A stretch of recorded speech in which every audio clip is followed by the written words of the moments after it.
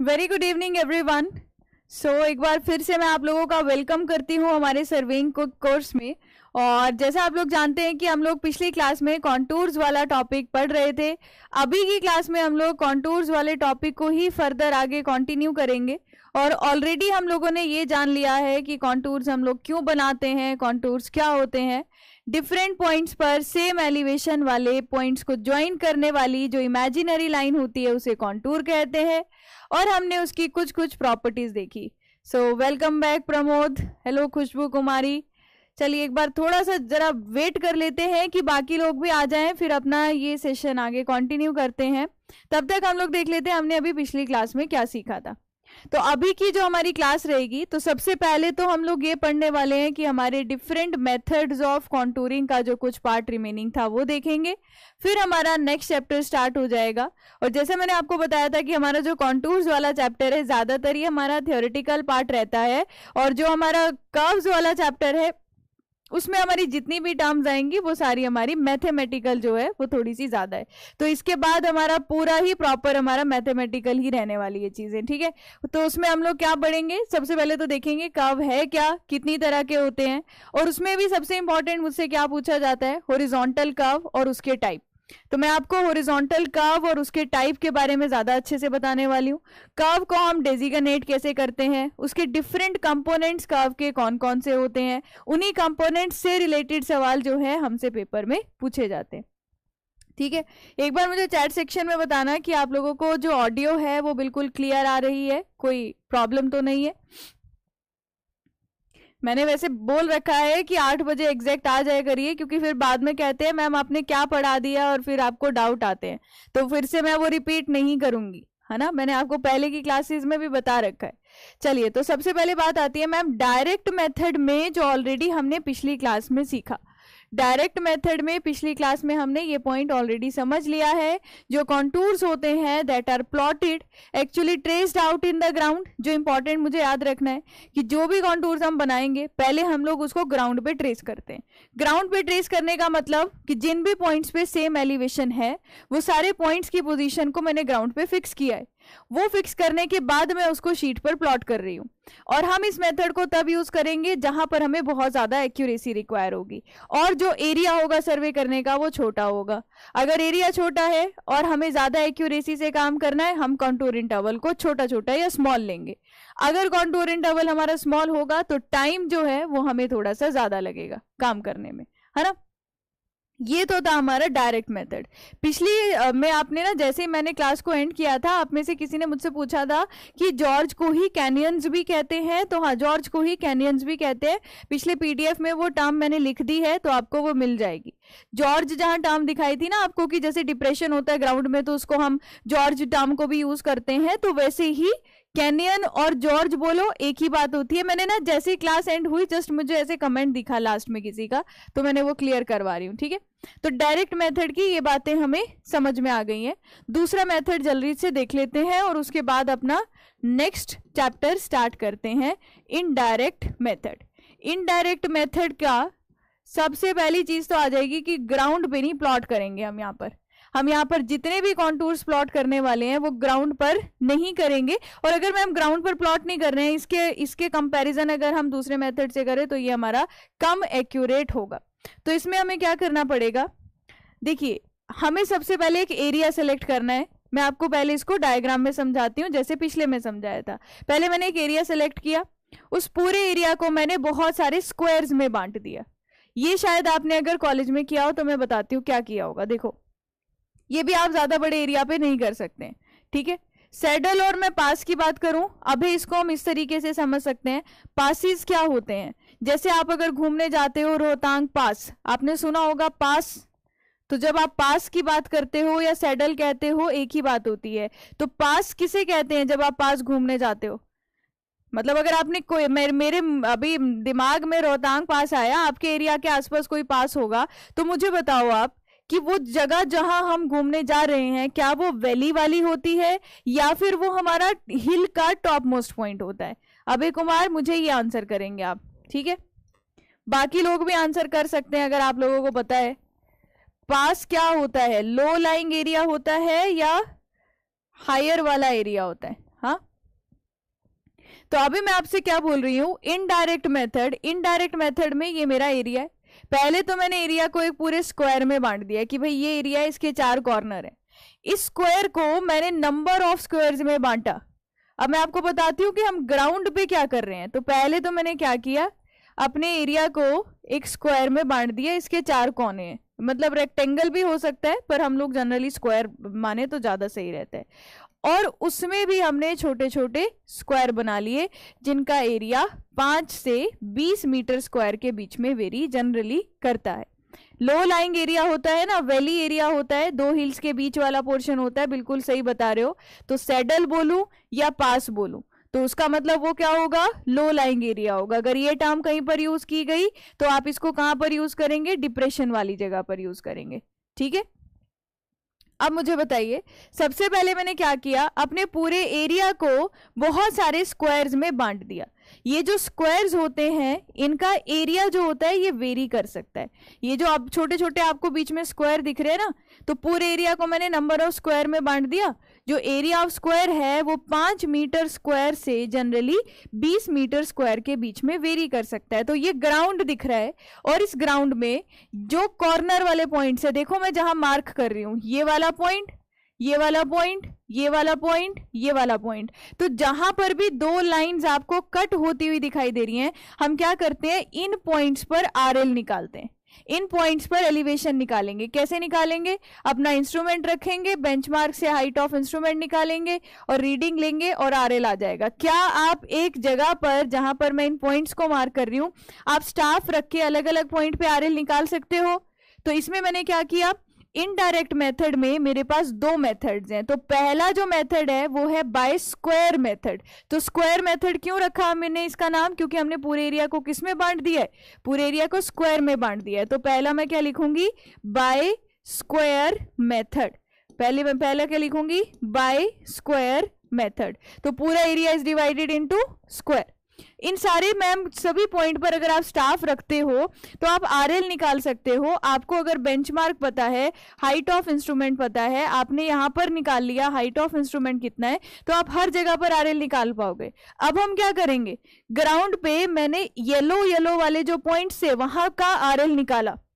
अब मैं ग्राउंड पे नहीं प्लॉट करूंगी अपना, मेरा जो क्या कहते हैं इसको, कॉन्टूर लाइन होगी। अब सुनना, इन सारे पॉइंट्स को जो आपने यहां पर निकाला है, कितने कितने डिस्टेंस के स्क्वायर बने होंगे, भाई हमने खुद सिलेक्ट किया है तो मुझे पता है अगर 5 मीटर का स्क्वायर है तो ये डिस्टेंस भी 5 होगा, ये भी 5 होगा।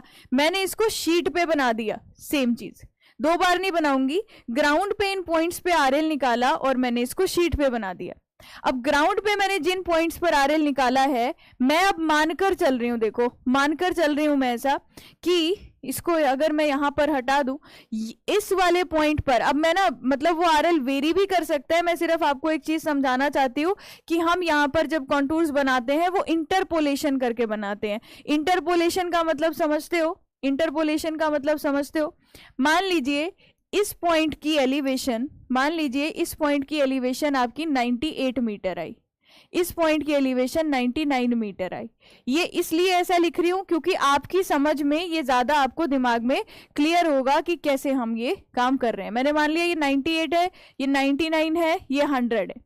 फिर मैंने यहां पर माना ये वाली जो एलिवेशन है ये 98 है, ये वाली एलिवेशन है 97। ये कहाँ आई है, जब मैंने ग्राउंड पर स्टाफ को रख के आरएल निकाला था।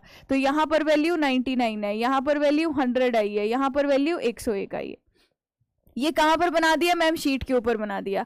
अब अगर मैं बोलूं कि 98.5 का एक कॉन्टूर ड्रॉ करो, तो आप क्या करोगे, आपको ग्राउंड पे नहीं बनाना है। ये कॉन्टूर कहां से पास होगा, आप अपने लैब, अपने घर पर आ गए और आपके पास शीट है, उसमें आपने ये बनाया है।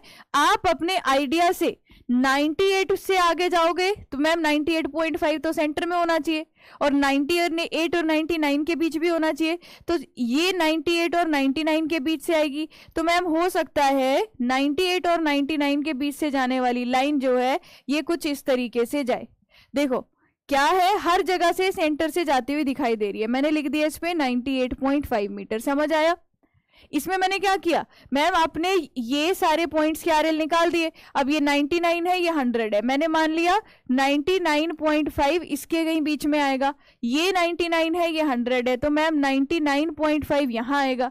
ये 99 है, ये 100 है, तो 99.5 यहाँ आएगा। और मान लो 100 यहाँ पर है, तो मैं क्या बोल सकती हूँ, रफली बोल सकती हूँ कि भाई ये कॉन्टूर यहाँ से आता हुआ यहाँ से ऐसे निकल जाएगा। तो ये मेरी 99.5 मीटर वाली लाइन बनी, ये मेरी 98.5 मीटर वाली कॉन्टूर लाइन ये वाली बन गई। समझ में आया पिछले मेथड से अलग कैसे है? तो ऐसे करते करते मैं यहां पर अलग अलग कॉन्टूर बना सकती हूं जो मुझे लगता है कि कहां से लाइन पास होगी। क्या ये मेथड हमारा पिछले मेथड से ज्यादा एक्यूरेट है या कम एक्यूरेट है? मुझे आंसर करते जाना। जो पिछला मेथड पढ़ा था उसके कंपैरिजन में ये कम एक्यूरेट है या ज्यादा एक्यूरेट है? एक्यूरेसी की बात करेंगे तो बताना जरा। तो सबसे पहले इस मेथड का नाम है हमारा बाय स्क्वायर मेथड। तो पूरे एरिया को आपने स्क्वायर में बांट दिया, इसलिए हमने इसको बाय स्क्वायर मेथड नाम दिया। अब आप देख रहे हो मैम, क्योंकि इसमें हम देखें तो हम इंटरपोलेशन कर रहे हैं, हम बीच से अपनी मर्जी से देख रहे हैं कि कहां से आएगा। तो हम यहां पर पहला पॉइंट क्या लिख सकते हैं? पहला पॉइंट लिख सकते हैं it is less accurate, it is less accurate then direct method. लिख सकते हो डायरेक्ट मेथड के कंपैरिजन में लेस एक्यूरेट है। अब मुझे बताओ, क्या ये चीज आप लार्जर एरिया के लिए करोगे या स्मॉलर एरिया के लिए करोगे? एरिया कैसा होना चाहिए ये भी आंसर करना।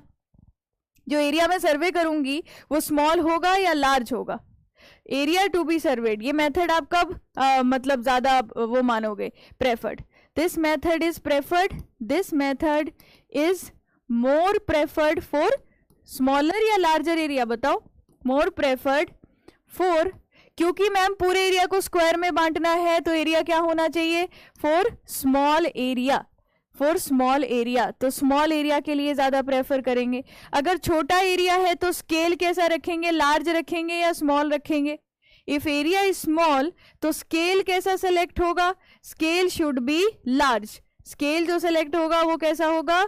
लार्ज होगा, क्योंकि मैम जब एरिया छोटा होता है तो हम स्केल को ज्यादा मानकर मतलब उसको ड्रॉ कर सकते हैं, हम ज्यादा चीजें दिखा सकते हैं। और अगर स्केल ज्यादा होगा तो कॉन्टूर इंटरवल क्या रखेंगे? जनरली इसमें तो कॉन्टूर इंटरवल आएगा नहीं क्योंकि एरिया आता है, पर अगर स्केल ज्यादा होता है तो इससे अगर मुझसे कॉन्टूर इंटरवल वाली कोई चीज पूछी जाती है तो कोशिश रहेगी कि कॉन्टूर इंटरवल जो है वो हम क्या रखें?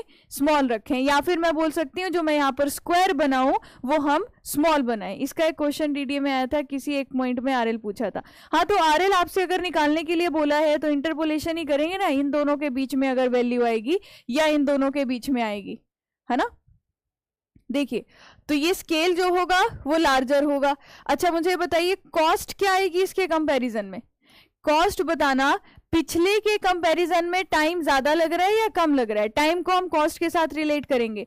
डायरेक्ट मेथड में जो टाइम लग रहा था मैम वो ज्यादा लग रहा था, क्योंकि आपको अलग अलग जगह पर स्टाफ को लेकर जाना पड़ेगा और देखना पड़ेगा कहाँ रीडिंग 1 मीटर आ रही है, मुझे अपने हिसाब से अलग अलग जगह जाना पड़ेगा। यहाँ पूरे एरिया को आपने एक ही बार में स्क्वायर में डिवाइड कर दिया और जो जो पॉइंट्स पे लाइन कट हो रही थी आप उन पॉइंट्स पे आरएल निकालते हुए जा रहे हो। तो cost is less as compare to, तो कॉस्ट इसमें क्या है? Cost is low as compare to direct method. Direct method से कंपेयर करें तो as compare to direct method. Direct method के कंपैरिजन में कॉस्ट कम होगी। क्यों? क्योंकि इसमें जो टाइम रिक्वायर होगा वो भी क्या होगा? कम होगा। टाइम रिक्वायर इज लेस, तो कम टाइम आपको यहां पर लगेगा इस वाले मेथड में। क्लियर हो गया? क्योंकि इसमें टाइम भी कम लग रहा है तो कॉस्ट भी कम लगेगी। ठीक है, दूसरा जो मेथड है इसके आप ये पॉइंट्स लिख लीजिएगा।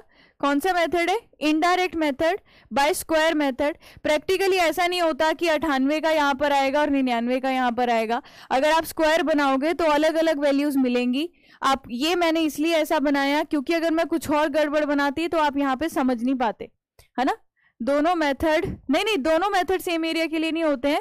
आप डायरेक्ट मेथड को तब यूज करोगे अगर आपको ज्यादा एक्यूरेसी चाहिए, लेकिन एरिया क्या है? स्मॉल। इसमें भी एरिया स्मॉल है लेकिन एक्यूरेसी नहीं। आपको जल्दी काम करना है तो आप ये मेथड यूज कर सकते हो। ये भी स्मॉलर एरिया के लिए ही हम प्रेफर करते हैं।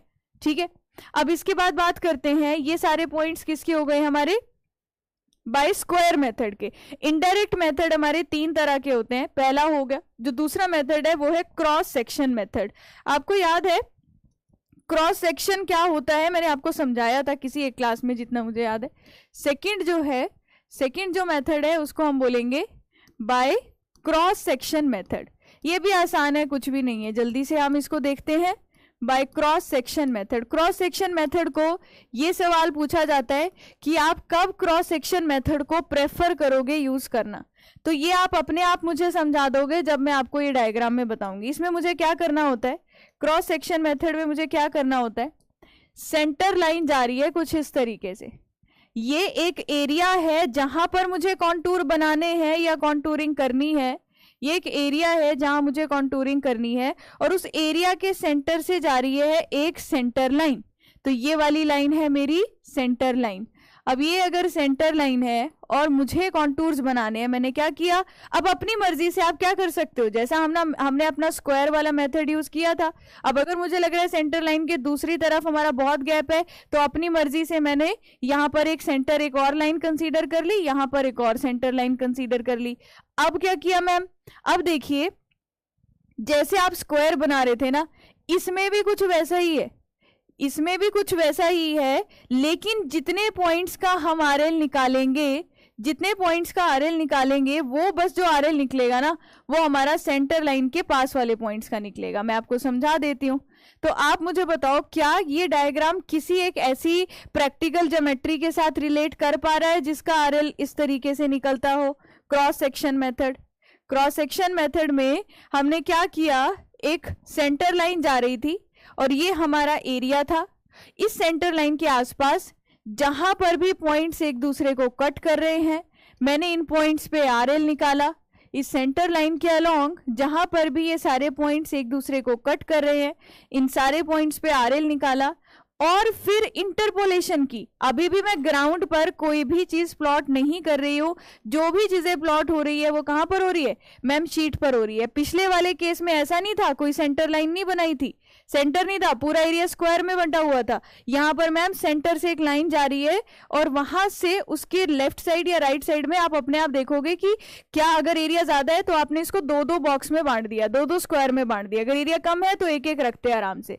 तो वेरी गुड, अमरीश ने सही आंसर किया है। ये हम किस केस में यूज करेंगे, इसको मैं आगे लिखवा देती हूँ। ये आपका रोड का अगर सर्वे करना है, या फिर अगर मैं बोल सकती हूं कहीं पर कैनाल का सर्वे करना है, तो क्या आप इस तरीके के पॉइंट्स वहां पर ड्रॉ करेंगे? तो मैम इसमें क्या करना है, आप ग्राउंड पर गए, सेंटर लाइन के अलोंग कुछ कुछ डिस्टेंस पे आपने पॉइंट्स लिए, यहां पर आरएल निकाला। सेम पिछले वाला केस, मान लो ये 97 मीटर था, ये 98 मीटर था, ये भी 98 मीटर था। तो मैम अगर 98.5 का कॉन्टूर पिछले केस में कैसे आया था, तो ये 97, 98, ये 99, तो ये 98 और 99 के बीच आएगा, और मैम ये भी 98 और 99 के बीच में आएगा। पिछले वाला केस मान लीजिए, तो यहां से जो ये एक कंटूर जा रहा है, क्या ये 98.5 मीटर का होगा? बताओ, क्या ये 98.5 मीटर का होगा? तो सारी चीजें पिछले वाली सेम थी, बस हमने इसको क्रॉस सेक्शन मेथड इसलिए बोला क्योंकि हम सबसे पहले सेंटर लाइन ले रहे हैं, उसके बाद हम सेंटर लाइन के left side number of square ले रहे हैं, राइट साइड ले रहे हैं। स्क्वायर भी लेना है, वो डिपेंड करेगा एरिया कम है या ज्यादा है, और अलग अलग पॉइंट्स पे हम आरएल निकाल रहे हैं, फिर उसको हम शीट पे प्लॉट कर रहे हैं, और शीट पे प्लॉट करने के बाद उसका इंटरपोलेशन कर रहे हैं। अब इस केस में भी मुझे एक बार जरा पॉइंट बता दीजिए कि इस मेथड को हम कहां पर अच्छा मानेंगे। इस मेथड को मतलब इसमें ये मेथड ज्यादा एक्यूरेट होगा या कम एक्यूरेट होगा बाकी डायरेक्ट मेथड के कंपैरिजन में? So cross section are run transverse, cross, इसमें पॉइंट लिख लेते हैं, cross section are run transverse to the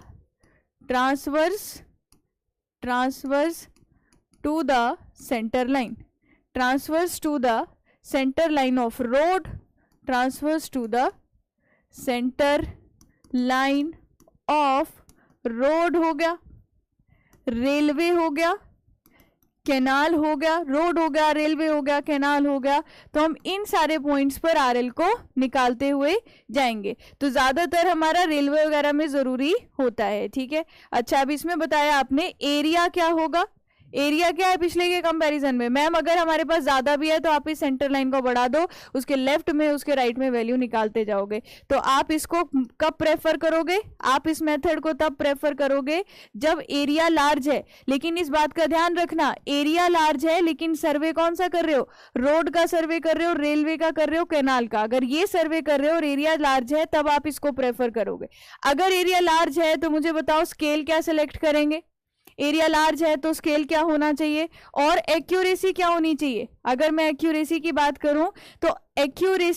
करूं तो अभी भी डायरेक्ट मेथड से लेस एक्यूरेट है, less accurate then direct method, less accurate then direct method, क्योंकि अभी भी हम क्या कर रहे हैं? अप्रॉक्सीमेट पोजीशन निकाल रहे हैं कि कहां से हमारा कॉन्टूर जाएगा। तो एक्यूरेसी की बात करें वो भी वो है, और एरिया अगर ज्यादा है तो ऑब्वियस सी बात है जो टाइम रिक्वायर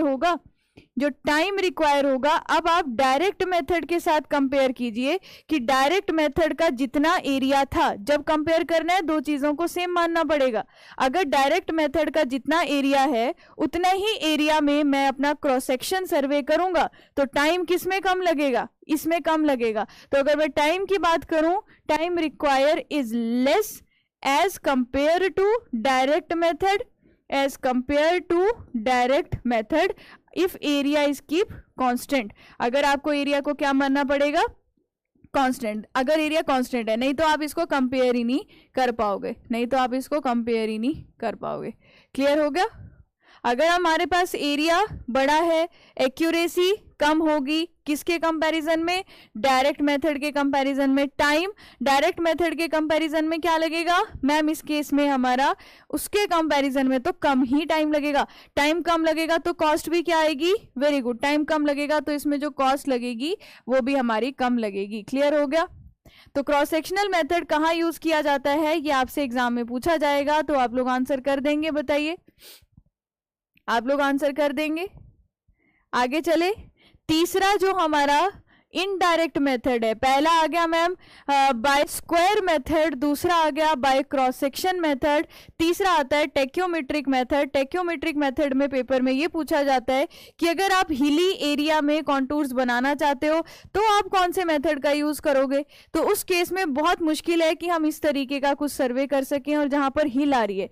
तो तीसरा जो हमारा इनडायरेक्ट मेथड है, तीसरा जो मेरा इनडायरेक्ट मेथड है उसका नाम लिखेंगे टेक्योमेट्रिक मेथड। और मैंने देखा है मैक्सिमम एग्जाम में यही चीज पूछी गई है, मैक्सिमम एग्जाम में यही चीज पूछी गई है कि कौन सा मेथड जो है हमारा, ये कौन सा जो मेथड है हमारा वो आपका हिली एरियाज के लिए ज्यादा सुइटेबल है। अब टेक्योमीटर को तो अभी ताजा ताजा पढ़ के आ रहे हैं तो इसके बारे में मानकर चल रही हूँ कि फॉर्मूला भी आपको याद होगा। सो दिस मेथड, इसमें पहला पॉइंट तो यही लिख देते हैं, this method is most suitable. This method is most suitable किसके लिए सुइटेबल है सबसे ज्यादा? For plotting the contours on hilly area, for plotting the contours, for plotting the contours, plotting the contours कहां पर? On hilly area. अगर आपको hilly area में कॉन्टूर बनाने हैं तो वहां पर हम इस मेथड का यूज करते हैं। और टेक्योमीटर क्या होता है वो आप लोग पहले ही जानते हो, और इसको हम तब भी यूज करेंगे when chain and tape survey is not possible. Hilly area में आप चेन और टेप ले जाकर हर जगह जाकर सर्वे नहीं कर सकते। चेन एंड टेप सर्वे मतलब डिस्टेंस आप इससे मेजर नहीं कर पा रहे हो। Chain and tape survey is not possible when chain and tape survey is not possible. Chain और टेप सर्वे जब आप नहीं कर पाओगे तो आपको क्या करना पड़ेगा? टेक्योमेट्रिक मेथड में मतलब टेक्योमेट्रिक मेथड का यूज करना पड़ेगा। अब टेक्योमेट्रिक मेथड की अगर मैं थोड़ी सी सिंपल सी कहानी बताऊं आपको तो है क्या, आपको एक डायग्राम समझाऊंगी, उससे ज्यादा पढ़ने की आपको जरूरत नहीं है। आप मुझे बताओ क्या टेक्योमीटर की हेल्प से आप ये मेजर कर सकते हो कि दो पॉइंट के बीच डिस्टेंस कितना है? मान लो ये पड़ा है आपका टेक्योमीटर, ठीक है, और मान लो ये कोई पॉइंट है ग्राउंड का। अब हम हर जगह स्टाफ को वर्टिकल पकड़ रहे हैं, हर जगह स्टाफ को वर्टिकल पकड़ रहे हैं। तो अगर मैंने कल की क्लास में समझाया था ma'am horizontal line is line of collimation, जब आप टेक्योमीटर से साइट करोगे तो हमें तीन लाइन यहाँ पर देखने को मिलेंगी जो इस इंस्ट्रूमेंट से जाएंगी। वो तीन लाइंस जो होंगी वो कहाँ से, वो कौन सी रीडिंग होगी मैम? वो स्टेडिया हेयर होगा। स्टेडिया हेयर के से जो आप रीडिंग लोगे और स्टाफ की सभी रीडिंग्स का जो डिफरेंस होगा वो स्टाफ इंटरसेप्ट होगा, और जो यहाँ स्टेडिया हेयर होंगे उनके बीच का जो इंटरवल होगा वो स्टेडिया इंटरवल होगा। तो अगर मैं आपसे पूछूं क्या आप डायरेक्टली बिना चेन और टेप ले जाए इन दो पॉइंट के बीच डिस्टेंस निकाल सकते हो? क्या आपको कोई इक्वेशन पता है ऐसी जो हमने कल पढ़ी हो? तो बिल्कुल निकाल सकते हैं मैम। आप क्या बोलेंगे कि d की वैल्यू हमारी ks प्लस सी के बराबर होती है। बाकी इस केस में जो फॉर्मूला आया था वो फॉर्मूला हमारा कुछ अलग सा था। अलग सा मतलब जो d हमने निकाला था वो किसके बराबर है? ks cos square theta plus C cos theta. शायद यही फॉर्मूला था, एक बार चेक कर लीजिए। क्या यही फॉर्मूला पढ़ा था हमने डी निकालने का? व्हेन स्टाफ इज वर्टिकल, और मैम थीटा हमारा ये वाला एंगल हुआ करता था, कल हमने पढ़ा था। अगर मैं आपसे पूछूं क्या टेक्योमीटर अगर हम ले जाएं इस बॉटम मोस्ट पॉइंट पे आरएल को निकाल सकते हैं? क्या इस बॉटम मोस्ट पॉइंट पे आरएल निकाल सकते हैं? आप बोलेंगे बिल्कुल निकाल सकते हैं मैम, यहाँ आरएल भी निकालना पॉसिबल है। तो हिली एरिया में अगर मैं टेक्योमीटर को लेकर जाती हूँ उसकी हेल्प से मुझे कॉन्टूरिंग करनी होगी, और उसकी हेल्प से कॉन्टूरिंग मैं कैसे करती हूँ? जनरली उसकी हेल्प से मैं कॉन्टूरिंग कैसे करती हूँ? हम क्या करते हैं, एक हिल अगर मैं आपको यहाँ पर शो करूं, अगर एक हिल यहाँ पर कुछ इस तरीके से मान लीजिए, तो आप कुछ ऐसा पॉइंट देखेंगे जहां पर आप अपने टेक्योमीटर को रखो और आपको मैक्सिमम पॉइंट्स दिखाई दें। तो आप अभी हो सबसे टॉप पे, मान लीजिए आप सबसे पहले हो कहां पर? सबसे टॉप पे, ठीक है, यहां पर हो आप। आपने क्या किया, आपने अलग अलग पोजीशन पर अपने स्टाफ को रख दिया।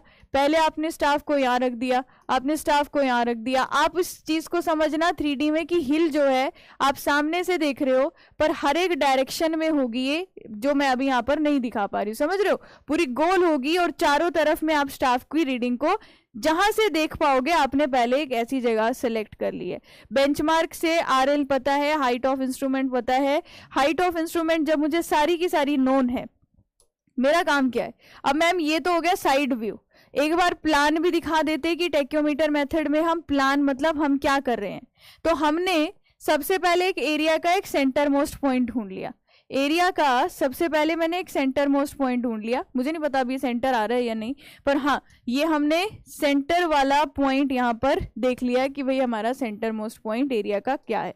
यहाँ पर क्या रख दिया, अपना इंस्ट्रूमेंट रख दिया, यहाँ इंस्ट्रूमेंट रख दिया। मान लो अभी जहां पर मैं खड़ी हूं वो हिल का टॉप है, मैंने यहाँ पर इंस्ट्रूमेंट रखा।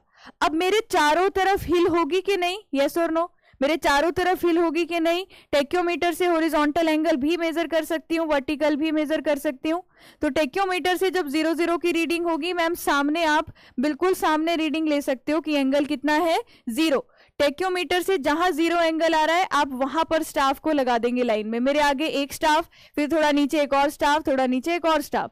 फिर मैंने टेक्योमीटर से 45 डिग्री के एंगल मेजर किया। अब 45 डिग्री पर खड़ी हूं, मैंने यहां पर स्टाफ रखने के लिए बोल दिया अलग अलग जगह पर कुछ कुछ डिस्टेंस के बाद। फिर वहां पर आरएल निकाला, फिर मैं मुड़ी 90 डिग्री पर, फिर 90 डिग्री। आप समझ रहे हो, आप हिल के ऊपर खड़े हो, आप हिल के ऊपर टॉप मोस्ट पॉइंट पे हो। तो पहले आपने 0 डिग्री वाली एक लाइन देखी, 45 डिग्री पर, 90 डिग्री पर, ऐसे आप सारे हॉरिजॉन्टल एंगल जो मेजर कर रहे हो वो कैसे देखने को मिलेंगे इस शीट के ऊपर? तो मैम इस सेंटर से एक तो आपने बोला, इस सेंटर से एक तो आपने बोला कि यहां से एक सीधी लाइन बना लो 0 एंगल पे, उसके बाद 90 डिग्री वाला एंगल आप मेजर कर पाओगे, उसके बाद 45 डिग्री वाला एंगल आप मेजर कर पाओगे। ये क्या होगा? उसके बाद आप 45 डिग्री वाला एंगल मेजर कर पाओगे। तो ये 45 डिग्री वाला एंगल हो गया, ठीक है।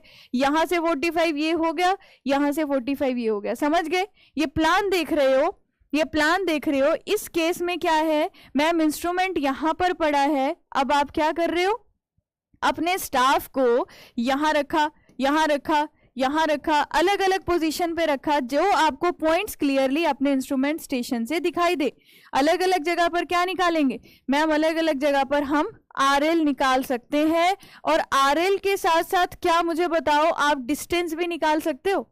आरएल के साथ साथ आप डिस्टेंस भी निकाल सकते हो। ये कौन सी पोजीशन है? स्टाफ की पोजीशन है। मैम हम क्या निकाल सकते हैं? आरएल भी निकाल सकते हैं, डिस्टेंस भी निकाल सकते हैं। तो मुझे पता होगा कि यहां से कितनी डिस्टेंस पर आपका कितने मीटर का एलिवेशन आपको मिल रहा है, उसके बाद आप इसको शीट पे प्लॉट कर लो। तो जनरली जो मुझे यहाँ पर कॉन्टूर मिलेंगे वो कैसे मिलेंगे? क्योंकि आप हिल के टॉप पे खड़े हो तो कॉन्टूर ऐसे ही होंगे जिसका एलिवेशन सेंटर का सबसे ज्यादा होगा और उसके बाद का कम होता जाएगा। तो इस तरीके से रेडियल, जैसे रेडियल बोल सकते हैं इनको, तो कुछ इस तरीके से रेडियल सा पैटर्न आपको दिखेगा और ये कॉन्टूर देखने को मिलेंगे। तो ये लास्ट टाइप था हमारा, जो हमारा एक इनडायरेक्ट मेथड आ जाता है, और इससे पेपर में यही पूछा जाता है कि बताओ टेक्योमेट्रिक कब आप सर्वे करोगे, तो आप बोलोगे सॉरी टेक्योमेट्रिक मेथड से कब कॉन्टूर बनाओगे, तो हमारा आंसर सिंपल सा होगा जब हिली एरियाज हैं उस केस में। अभी तक इससे ज्यादा क्वेश्चन यहाँ से कोई भी नहीं पूछे गए हैं, अभी तक इससे ज्यादा क्वेश्चंस कोई भी नहीं पूछे गए हैं। स्टाफ इंटरसेप्ट मैम हम यहाँ से निकाल सकते हैं, स्टाफ इंटरसेप्ट हम यहाँ से ऐसे करके निकाल लेंगे। समझ गए? किसी को कोई डाउट है तो बताइए, यहाँ तक किसी को कोई डाउट है तो बताइए, बोलिए। कुछ पूछना है? यहां तक समझ में आ गई चीजें? तो ये हमारा कॉन्टूर चैप्टर था, इसके 2-3 क्वेश्चंस मैं यहां पर लेकर आई हूं, उसके आंसर कीजिएगा फिर हम आगे बढ़ेंगे। बोलिए, क्लियर हो गया? तो आप यहां पर क्या लिख सकते हैं, this method is most suitable for plotting the contour on hilly areas और चेन और टेप सर्वे जहां पर पॉसिबल नहीं है। ठीक है, थोड़ा सा थ्योरेटिकल टॉपिक है, अगर मैंने आपको बोर किया होगा तो उसके लिए तो मैं माफी मांगूंगी, लेकिन थ्योरेटिकल टॉपिक में थोड़ा सा हो जाता ही चीजें, पर आई होप मैं शायद बोर ना कर रही हूँ आप लोगों को। मैं चाहती नहीं हूँ कि आप पढ़ते पढ़ते बोर हो जाओ और पढ़ते पढ़ते सो जाओ या आपको नींद आ जाए, लेकिन अगर आ जाती है तो बीच में सो जाया करो और बाद में रिकॉर्डेड देख लिया करो। कभी कभी थ्योरेटिकल आ जाती है चीजें, है ना। अच्छा चलो 1-2 क्वेश्चंस देख लेते हैं और फिर उसके बाद चलते हैं आगे। 1-2 क्वेश्चंस देख लेते हैं और फिर उसके बाद चलते हैं आगे। ठीक है, क्लियर हो गया? तो अब हम चलते हैं आगे, अपने 1-2 क्वेश्चंस देख लेते हैं, फिर हम अपना कर्व्स वाला चैप्टर शुरू करेंगे। चलिए आंसर बताइएगा। If external contour is higher than internal contour it is found to be. अगर एक्सटर्नल वैल्यू कॉन्टूर की ज्यादा होती है अच्छा टॉपिक है, चलिए तो अच्छी बात है। मैं यही सुनना चाहती थी, इसलिए मैंने आप लोगों से पूछा। मैं यही सुनना चाहती थी, मैं चाहती थी आप बोलो कि नहीं मैम बोर कहाँ होते हैं। तो कभी कभी ऐसे आपसे तारीफ सुनने के लिए वो जबरदस्ती बुलवानी पड़ती है ना। चलिए आंसर जो होगा वो हमारा वैली होगा। External contour is higher than internal contour, तो आंसर हो जाएगा ऑप्शन डी। अच्छा इस क्वेश्चन का आंसर कीजिएगा। A contour may be defined as imaginary line passing through the point of equal elevation. Passing through the point of equal elevation, ये वो questions हैं जो किसी ना किसी एग्जाम में आ रखे हैं, किसी ना किसी स्टेट AEJE में आ रखे हैं, तो वही सवाल है ना। Points of equal elevation, imaginary line होती है जो इक्वल एलिवेशन वाले पॉइंट्स को ज्वाइन करती है। A series of close contour line indicates on map, मतलब द मैप इंडिकेट अ हिल। अगर हिल को रिप्रेजेंट करना है तो इसमें से कौन सी स्टेटमेंट उसमें से सबसे ज्यादा करेक्ट होगी। अगर मुझे हिल को रिप्रेजेंट करना है तो सब इन सारी स्टेटमेंट्स में से, अगर आपको नहीं दिख रही हैं अब दिख रही होंगी, कौन सी स्टेटमेंट करेक्ट होगी। अगर हायर वैल्यू आउटसाइड है, हायर वैल्यू इनसाइड है, हायर वैल्यू मिडल में है, नन ऑफ अबव, बताइए। तो इसमें क्या बोलेंगे हम, हायर वैल्यूज आर इनसाइड। ये स्टेटमेंट इसके लिए एक्यूरेट है। इनसाइड बोलेंगे हम जो अभी हमने पढ़ा है, आउटसाइड और इनसाइड। तो if higher values are inside तो हम इसको क्या बोलेंगे, ये क्या रिप्रेजेंट कर रहा है, हिल रिप्रेजेंट कर रहा है। ठीक है, क्वेश्चन 1 में if the external contour is higher than, अगर मैं, हाँ वैली भी हो सकता है, रिवर भी हो सकता है, वैली भी हो सकता है, रिवर भी हो सकता है। बिल्कुल सही पकड़ा है आपने, हमने डायरेक्ट वैली ही देखा, बिल्कुल सही बोला है हरिओम। अगर बाहर की वैल्यूज जो है इससे ज्यादा होती है तो दोनों ही आंसर करेक्ट है ना। और क्लिफ क्या होता है ये तो आपको पता है, चट्टान और हिल, ये दोनों एक तरह की कैटेगरी है, ये दोनों एक तरह की, तो वैली भी सही होगा और रिवर भी सही होगा, सही बोला है। ठीक है, चलिए तो अब आगे चले, फिर नेक्स्ट चैप्टर शुरू कर दें एक नई एनर्जी के साथ, एक नई पॉजिटिव एनर्जी के साथ। कर्व्स वाला चैप्टर जो है इंटरेस्टिंग है, क्योंकि थोड़ा बहुत पार्ट यहाँ पर हमारा आएगा जो हमारे हाईवे इंजीनियरिंग से रिलेटेड होगा। और मुझे लगता है कि हाईवे इंजीनियरिंग इतना इंटरेस्टिंग सब्जेक्ट है, इंटरेस्टिंग इसलिए क्योंकि हम जो भी चीजें वहां पर पढ़ते हैं ना, वो सारी चीजें हमें प्रैक्टिकली देखने को मिलती है। रोड देखने को मिल रहा है, रोड पे स्लोप देखने को मिल रही है, रोड का टाइप देखने को मिल रहा है, उसका कलर कैसा है, उसमें कौन सी चीजें यूज हुई है, तो बहुत ही इंटरेस्टिंग है। अब सर्वे की भी अगर मैं बात करूँ ना, अगर आप लोगों ने प्रैक्टिकल परफॉर्म किया हुआ है कॉलेज में, तो आपको ये लगेगा कि सब्जेक्ट कुछ भी नहीं है। जिन लोगों ने प्रैक्टिकल किया होगा, मतलब थोड़ा बहुत सर्वे कैंप लगाया होगा या कॉलेज में देखा होगा, तो मुझे लगता है कि आपको इतना मुश्किल तो नहीं लगेगा, मतलब सर्वे सब्जेक्ट भी, है ना।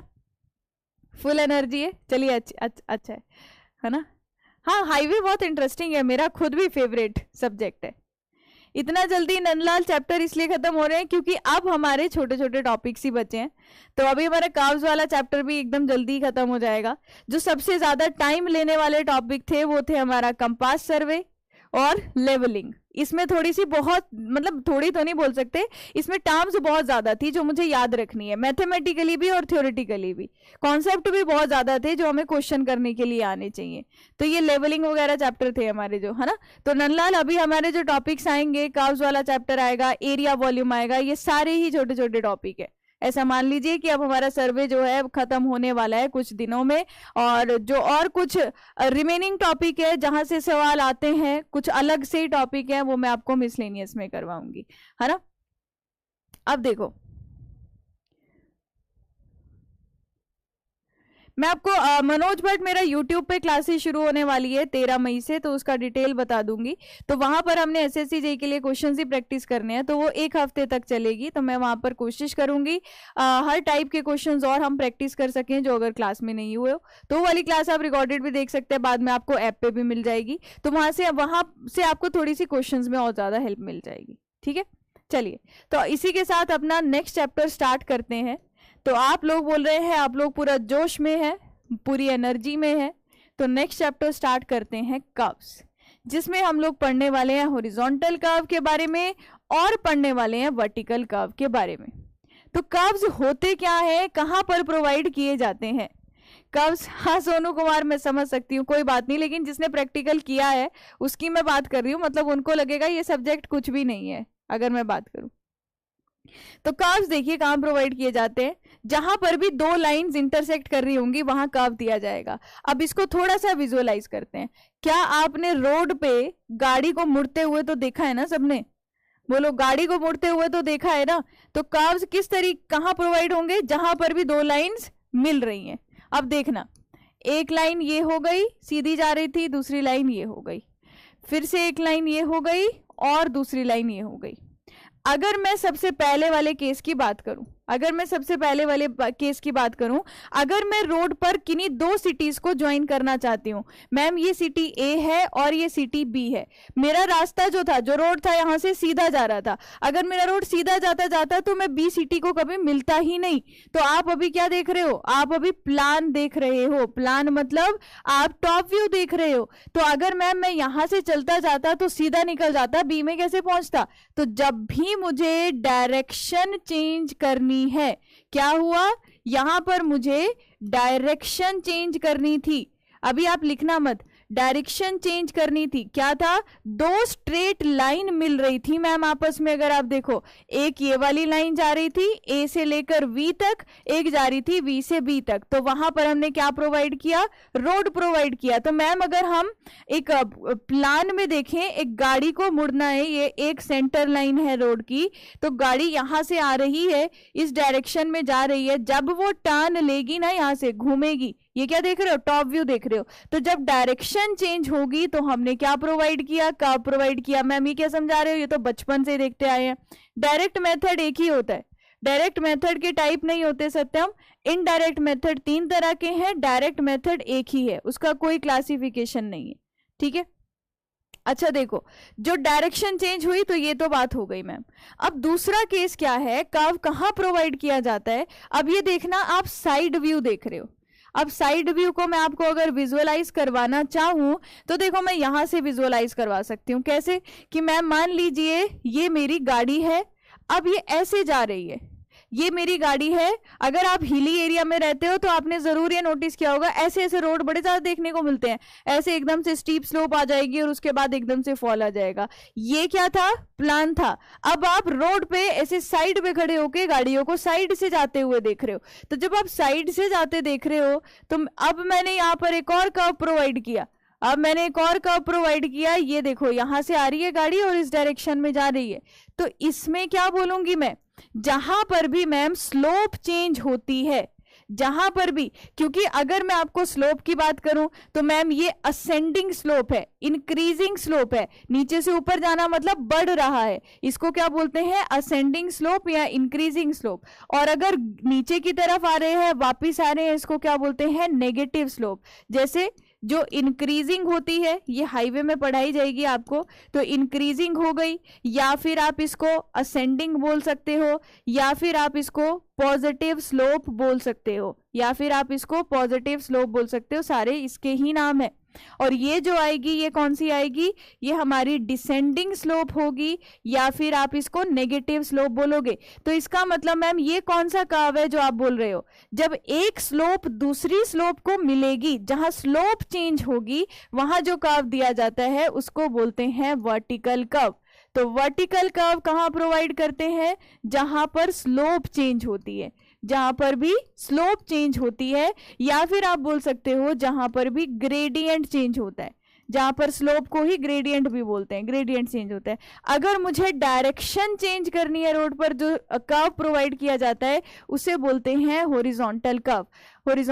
वर्टिकल कर्व के बारे में हाईवे में डिटेल में पढ़ोगे, लेकिन कुछ कैरेक्टरिस्टिक्स मैं आपको यहां पर भी समझा दूंगी। तो मतलब कर्व क्या होता है? Curve is the transition between, मतलब कहां पर प्रोवाइड करवाई हुई है हमने? At the intersection of two line. Transition क्यों? क्योंकि सीधा चल रहा था, एकदम से डायरेक्शन बदल गई, तो मैम यहां पर हमने क्या बोला? कर्व क्या होता है? Curve are the transition provided at intersection of the two straight line, जहां पर भी दो लाइंस आपस में इंटरसेक्ट करेंगी, वहां पर हम लोग क्या प्रोवाइड कराते हैं? कर्व्स प्रोवाइड करवाते हैं। हॉरिजॉन्टल कर्व मतलब these are provided at the intersection of two line in horizontal plane. Horizontal plane में अगर आप बात कर रहे हो तो हॉरिजॉन्टल प्लेन में बात कर रहे हो तो हॉरिजॉन्टल कर्व होगा, और वर्टिकल कर्व पूरा हॉरिजॉन्टल खत्म हो जाने के बाद पढ़ेंगे। वर्टिकल कर्व कब प्रोवाइड किया जाता है? अगर आप नोट्स में लिखना चाहते हो पहले, तो आप ये लिख सकते हो कि when there is change in the gradient। तो जब भी यहां पर when there is change in gradient, जब भी आपको change in slope देखने को मिल रहा है, तो आप वर्टिकल कर्व आपके पास आ जाएगा। ठीक है, एग्जाम्पल में हॉरिजॉन्टल कर्व जो होते हैं जनरली वो सर्कुलर होते हैं, और क्या बोला मैंने? ये 3 तरह के हैं जो मुझे पढ़ने हैं। अच्छा, यहां पर आप एक और पॉइंट लिख लीजिए, जब भी हमारी रोड पर डायरेक्शन चेंज होगी, when there is change in the direction, when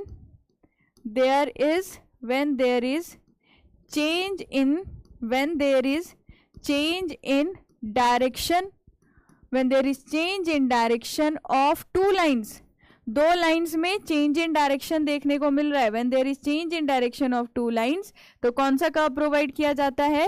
horizontal curve is provided, जहां हॉरिजॉन्टल कर्व प्रोवाइड किया जाता है। ठीक है, अब देखिए, अब मुझे क्या बोला जाएगा? स्लोप चेंज होगी तो वर्टिकल कर्व, डायरेक्शन चेंज होगी तो हॉरिजॉन्टल कर्व। अब हॉरिजॉन्टल कर्व होते हैं जनरली सर्कुलर। ये जो शेप मैंने दिखाई थी इसको बोल दिया सर्कुलर। क्यों? क्योंकि मैम जब आप इसको एक्सटेंड करके ऐसे करके एक सर्कल बनाओगे, तो ये सेंटर से जब आप रेडियस लोगे तो हर जगह पर आर सेम आएगा, उस कर्व को बोल देंगे सर्कुलर। तो सर्कुलर की सिंपल सी कहानी है कि अगर मैम इसको आप एक्सटेंड करते और यहां से एक सर्कल बनाते, जिस सर्कल का सेंटर ये आता, तो हर पॉइंट पे जो रेडियस आता वो क्या आता? सेम आता। तो जनरली जो हमारे हॉरिजॉन्टल कर्व होते हैं वो कैसे होते हैं? सर्कुलर होते हैं। अब पेपर में क्या इंपॉर्टेंट है अभी आगे आएगा, जस्ट अगला टॉपिक हॉरिजॉन्टल कर्व के क्या क्या इंपॉर्टेंट पॉइंट्स जो मुझे याद रखने हैं। अच्छा देखो, पहले जो हॉरिजॉन्टल कर्व होते हैं ये हमारे 3 तरह के होते हैं। कौन कौन से? पहला आ जाएगा सिंपल सर्कुलर कर्व, जिसको अभी हम पूरा डिटेल में पढ़ेंगे क्योंकि क्वेश्चन यहीं से पूछे जाते हैं। तो पहले तो आ गया सिंपल सर्कुलर कर्व, दूसरा होता है कंपाउंड कर्व, और तीसरा आता है रिवर्स कर्व। दूसरा आता है कंपाउंड कर्व और तीसरा आता है रिवर्स कर्व। तीनों की प्रॉपर्टी एक एक करके समझते हैं। तो सिंपल सर्कुलर कर्व, पहले मैं आपको डायग्राम बना दूंगी, उसके बाद हम इनकी एक एक लाइन देख लेंगे। सिंपल सर्कुलर कर्व क्या है? देखो, सबसे पहले सिंपल सर्कुलर कर्व, अगर मैं बोलूं यहां पर क्या हो रहा है, मैम एक लाइन ऐसे जा रही थी। अब एक बात का ध्यान रखिएगा, हम सिर्फ हॉरिजॉन्टल कर्व पढ़ रहे हैं। हॉरिजॉन्टल कर्व मतलब जब हम ऊपर से देखेंगे तो गाड़ी में ऐसे करके डायरेक्शन चेंज हो रही है। हम अब सारी कहानी इसकी पढ़ेंगे। अब आगे चल रहे हैं जरा हम। तो मैम एक लाइन ऐसे जा रही थी, एक लाइन ऐसे जा रही थी।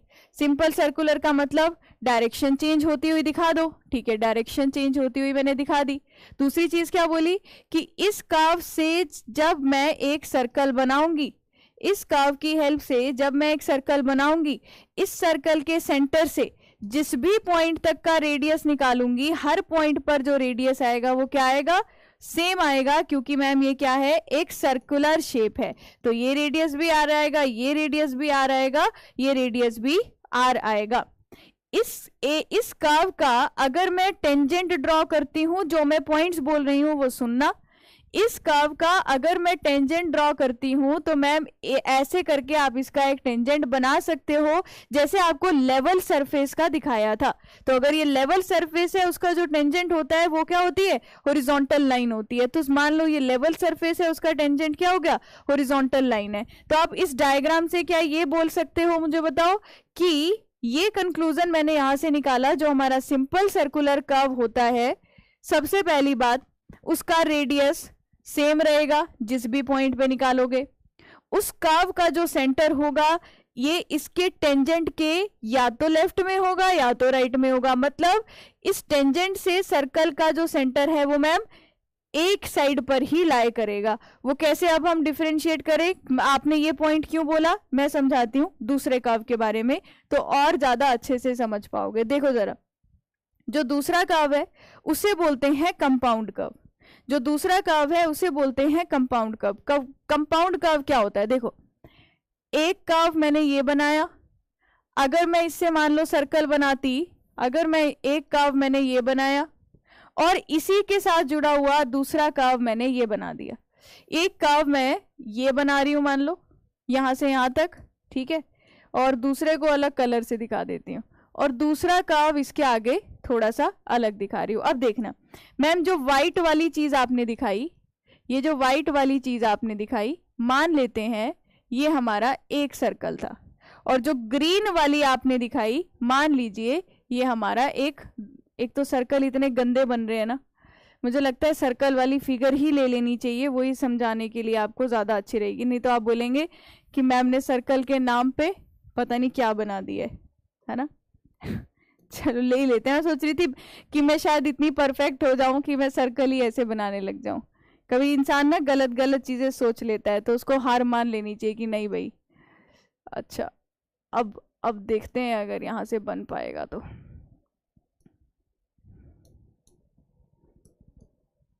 अब देखना क्या किया मैंने, ये एक सर्कल है, इस सर्कल का क्या रेडियस अगर सेंटर से लूंगी तो वो आर आएगा। एक सर्कल है, इसका सेंटर में, इसका रेडियस लिया मैंने सेंटर से, वो आर आया।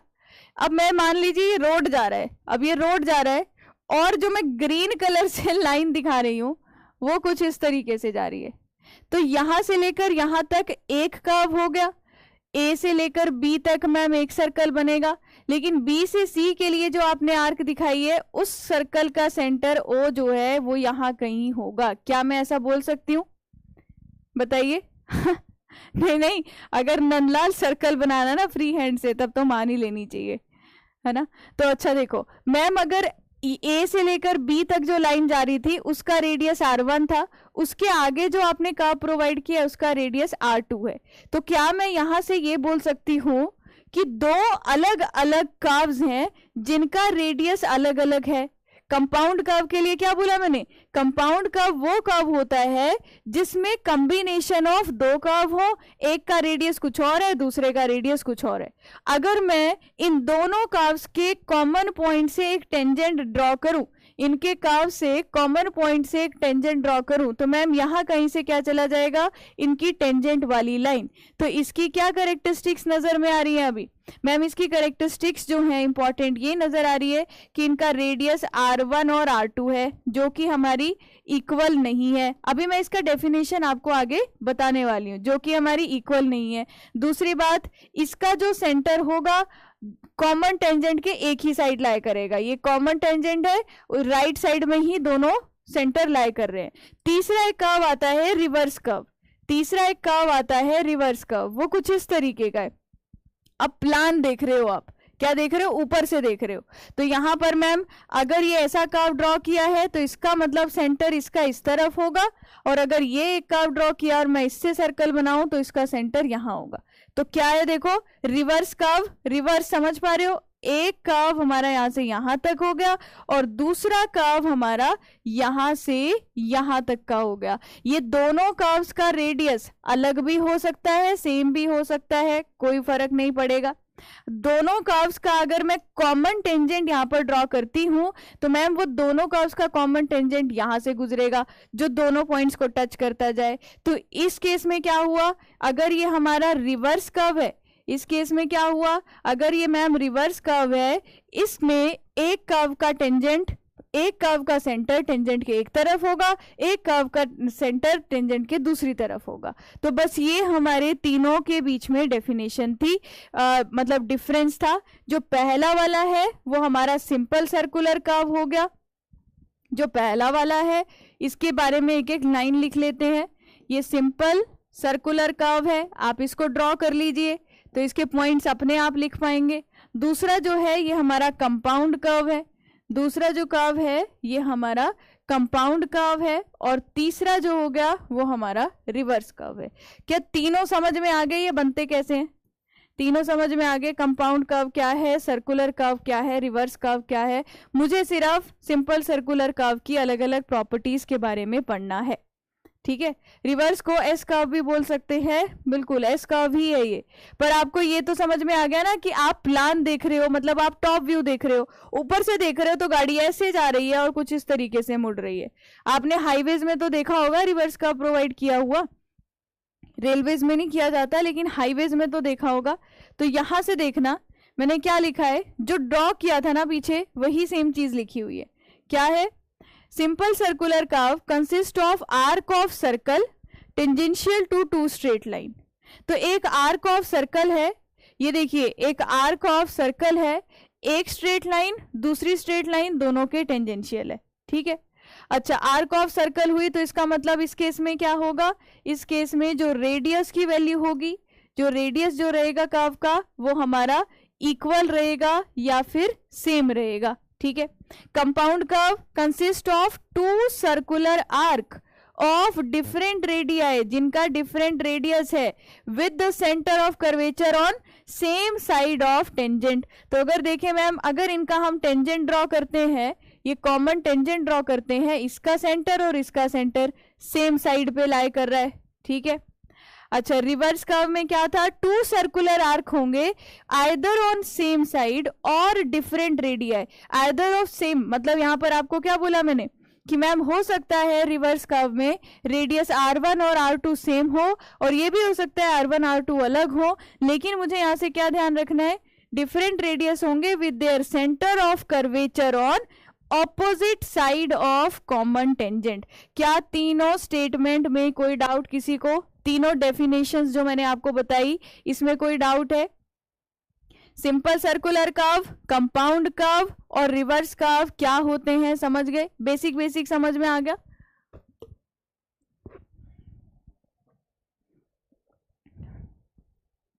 एक बार जितने भी लोग क्लास में प्रेजेंट है बस ऐसे ही यस लिख दो, एक बार जितने भी लोग क्लास में प्रेजेंट है यस लिख दो।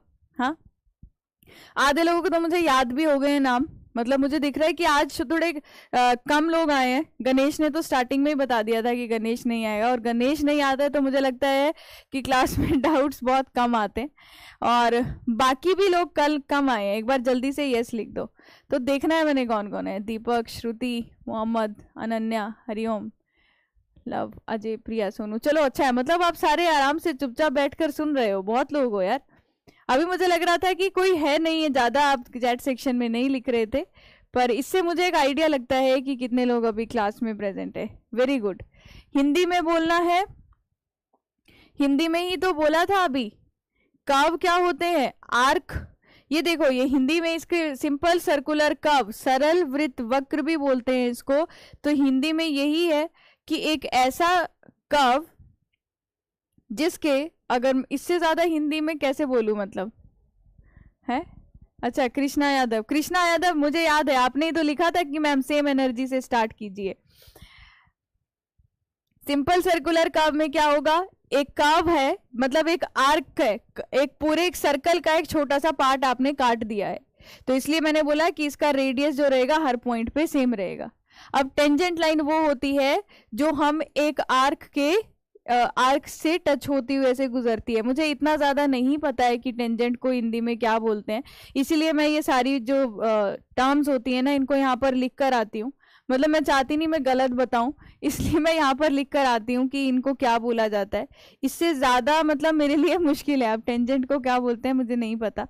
अगर आपको प्रॉब्लम रहती है किसी किसी टर्म्स में तो आप वो डाउट सेक्शन में पूछ लिया करो, तो मैं कोशिश करूंगी, क्योंकि ये वाली चीजें भी मैंने पढ़ी थी एक हिंदी वाली बुक में। आप लोगों के लिए थोड़ा सा मेहनत किया था कि किसको क्या बोलते हैं, पर बहुत ज्यादा नहीं आती है ना।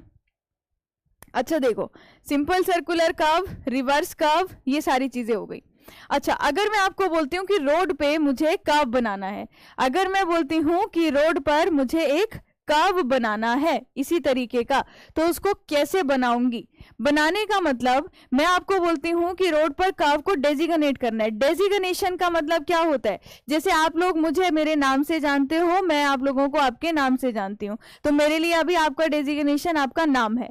अगर मैंने बोला कि ग्राउंड पर ए और बी के बीच में डिस्टेंस मेजर करो, तो मैंने डेजिग्नेशन क्या दी? ए और बी के बीच में क्या मेजर करना है? डिस्टेंस मेजर करना है। अगर मैं बोलूं रोड पे कर्व बनाओ, तो कर्व बनाओ, मुझे क्या पता कैसे बनाना है? कर्व तो कैसा भी बन सकता है, तो मैं उस कर्व को कैसे डेजिग्नेट करूंगी? तो आपने अगर हाईवे कॉलेज में मानकर चल रही हो, थोड़ा बहुत पढ़ा होगा। अगर मैं बोलूं एक सर्कल बनाओ, तो सर्कल बनाने की बात करूंगी, तो आप सर्कल तभी बना पाओगे जब मैं उसका रेडियस बताऊंगी, उसके बिना नहीं बता पाएंगे आप। तो यही सेम चीज है। अब हम जितनी भी कहानी पढ़ने वाले हैं, इसके आगे जितनी भी कहानी पढ़ने वाली है, ध्यान रखना, हम बात करेंगे सिंपल सर्कुलर कर्व की। हम बात करेंगे सिंपल सर्कुलर कर्व की। तो सबसे पहली बात आती है कि आप सिंपल सर्कुलर कर्व को नामकरण कैसे देंगे? आप कैसे बोलोगे कि कैसा कर्व सेट आउट करना है साइट पर? तो यहां से आप क्या कहेंगे? कर्व की डेजिग्नेशन कैसे करनी है? डेजिग्नेशन का मतलब, अब देखो मैं इसको कैसे डिनोट करूं, तो सिंपल सर्कुलर कर्व है, जब तक आप मैम रेडियस नहीं बताएंगे तो हम सर्कल नहीं बना सकते, सर्कल नहीं बना सकते तो आर्क भी नहीं बन सकती। तो हम इसको डेजिग्नेट कैसे कर सकते हैं? इसको हम, एक तो आ गया रेडियस की टर्म में बताएंगे, कैसे कि आप 20 मीटर की रेडियस खींच लो, आप 100 मीटर का कर्व बनाओ, आप 200 मीटर का कर्व बनाओ, तो ये आपने रेडियस बता दी, तो हम इसको डेजिग्नेट कर पा रहे हैं। दूसरा इसको डेजिग्नेट करने का तरीका होता है डिग्री ऑफ कर्व। दूसरा डेजिग्नेट करने का तरीका होता है डिग्री ऑफ कर्व, मतलब रेडियस और डिग्री। मैं एक कर्व को दो तरीके से समझा सकती हूँ। पहला मैं बोलूंगी 100 मीटर की रेडियस है, तो आप उससे एक कर्व को ड्रॉ कर पाओगे। दूसरा टर्म होती है डिग्री ऑफ कर्व। ये क्या चीजें हैं? ये वो डेफिनेशन है जो पेपर में पूछी जाती है, ये वो डेफिनेशन है जो पेपर में पूछी जाती है। तो क्या है मैम? एक रेडियस से डिनोट कर से, एक डिग्री ऑफ कर्व से। तो रेडियस वाली बात तो आपको समझाने की जरूरत नहीं है। अगर आपने बोला इतना रेडियस वाला कर्व, इतना रेडियस वाला एक सर्कल ड्रॉ करना है, तो रेडियस गिवन होगा तो हम आसानी से बना पाएंगे। अब यहां पर जो नई चीज है वो है डिग्री ऑफ कर्व क्या होता है। डिग्री ऑफ कर्व क्या होता है? देखो मैं आसान समझाती हूँ, कुछ भी नहीं है, इतनी आसान चीज है, फिर आप इसकी डेफिनेशन लिखना। आप समझ लो पहले डिग्री ऑफ कर्व क्या होता है। आप मुझे बताओ, जनरली चेन और टेप में हम कितने मीटर लेंथ की चेन यूज करते हैं? जल्दी से बताना। अगर चेन या टेप सर्वे कर रहे हो आप, मैंने क्या बताया था, स्टैंडर्ड हम मीट्रिक चेन यूज करते हैं और मीट्रिक चेन में भी कौन सी चेन की लेंथ जो है वो ज्यादातर यूज की जाती है। तो आपको मैंने बताया था या तो आप 20 मीटर या तो 30 मीटर की चेन है जिसको ज्यादातर यूज करते हो। मान लो ये 20 मीटर का डिस्टेंस है, कहां से लेकर कहां तक, ए से लेकर बी तक। तो मान लिया मैम ये ए से बी तक का डिस्टेंस है और यहाँ ओ से लेकर बी तक जो वैल्यू है उसको रेडियस बोल दिया। मान लो ये 20 मीटर की जो कॉर्ड है, 20 मीटर की जो कॉर्ड है, कॉर्ड को हिंदी में शायद जीवा बोलते हैं, मुझे करेक्ट कर सकते हो जिसको पता है। तो ये 20 मीटर की कॉर्ड ने सेंटर पे कितना एंगल बनाया, क्या अगर मैं उसको अल्फा लिख दूं, आप अल्फा की वैल्यू क्या लिख सकते हो, आप यहां से मुझे बता सकते हो क्या कि अल्फा कितना होगा, क्या आप मुझे बता सकते हो यहां से अल्फा कितना होगा। आप बोलेंगे alpha is equal to arc upon radius 20 upon R, alpha is 20 upon R. अगर ma'am 20 theta is arc upon radius लिख सकते हैं तो मैम ये क्या हो जाएगा, इसको हम रेडियन में लिखें तो ये वैल्यू आएगी। मैं बोलूं डिग्री में बताओ तो आप क्या लिखेंगे, 20 by R multiply by 180 upon pi कर लीजिए, मैम ये वैल्यू आपको डिग्री में मिल जाएगी। तो मैंने क्या बोला, डिग्री ऑफ कर्व क्या होता है, डिग्री ऑफ कर्व का मतलब है, इसको डिफाइन करने के लिए मैंने 20 मीटर या 30 मीटर की लेंथ को स्टैंडर्ड मान लिया। क्यों, क्योंकि जब मैं चेन या टेप सर्वे करती हूं तो 20 और 30 मीटर की चेन या टेप सबसे ज्यादा यूज की जाती है। तो मैंने क्या बोला, 20 मीटर की कॉर्ड, अगर 20 मीटर की कॉर्ड सेंटर पे जितना एंगल बनाएगी उसको बोलते हैं डिग्री ऑफ कर्व। तो डिग्री ऑफ कर्व हमने यहां से एक वैल्यू निकाल ली। तो यहीं पर डेफिनेशन हम इसको क्या बोलेंगे, ये 20 मीटर कॉर्ड डेफिनेशन, इसका नाम आ गया 20 मीटर कॉर्ड डेफिनेशन। अगर मैं, आपने तो बोला 30 मीटर की भी यूज करते हैं, बिल्कुल करते हैं, तो हम भी लिख सकते हैं 30 मीटर कॉर्ड डेफिनेशन के according same value alpha is equal to ma'am 30 upon R आ जाएगा। आप इसको डिग्री में कन्वर्ट कर लो तो वो 180 अपॉन पाई से मल्टीप्लाई हो जाएगा। समझ में आ रही है बात। तो मैंने क्या बोला कि रेडियस, पहला जो डेजिग्नेशन है कर्व को दिखाने का, curve can be designated by it's, एक तो हो गया कि इसको रेडियस से डिनोट कर सकते हैं और दूसरा डिग्री ऑफ कर्व से डिनोट कर सकते हैं। हमारे लिए नई टर्म क्या है, डिग्री ऑफ कर्व। ये क्या बताती है, कितना एंगल बन रहा है by the curve at its centre. तो हमने क्या माना, जब भी हमें डिग्री ऑफ कर्व को डिफाइन करना था मैंने दो तरह की डेफिनेशन ली। मैंने मान लिया 20 मीटर की चेन को अगर मैं इस तरीके से रखती हूं तो सेंटर पे कितना एंगल बन रहा है, that is degree of curve. लेकिन मैम 20 मीटर वाले को अगर आप कॉर्ड की बजाय एक आर्क मानो तो मुझे पता है कि इनके बीच बहुत ज्यादा डिफरेंस नहीं आएगा क्योंकि 20 मीटर लेंथ बहुत कम है। तो 20 मीटर को अगर कॉर्ड और जियोडेटिक और प्लेन सर्वे में कंसीडर करूं तो बहुत डिफरेंस नहीं होगा। तो सिमिलरली अगर आप 20 मीटर की एक आर्क बनाओ और जो सेंटर पे एंगल बनेगा उसको हमने बोल दिया डिग्री ऑफ कर्व। तो मतलब डिग्री को दिखाने के क्या तरीके हैं मैम, डिग्री का मतलब है आप दो डेफिनेशन अलग से लिख लो, एक आर्क डेफिनेशन एक कॉर्ड डेफिनेशन। मतलब आर्क डेफिनेशन बोलती है कितना एंगल सेंटर पे बना रही है वो आर्क जिसकी लेंथ क्या है, जिसकी लेंथ 20 मीटर है या जिस आर्क की लेंथ 30 मीटर है। तो सेंटर पे कितना एंगल बन रहा है उसको हमने यहां पर डिफाइन कर दिया डिग्री।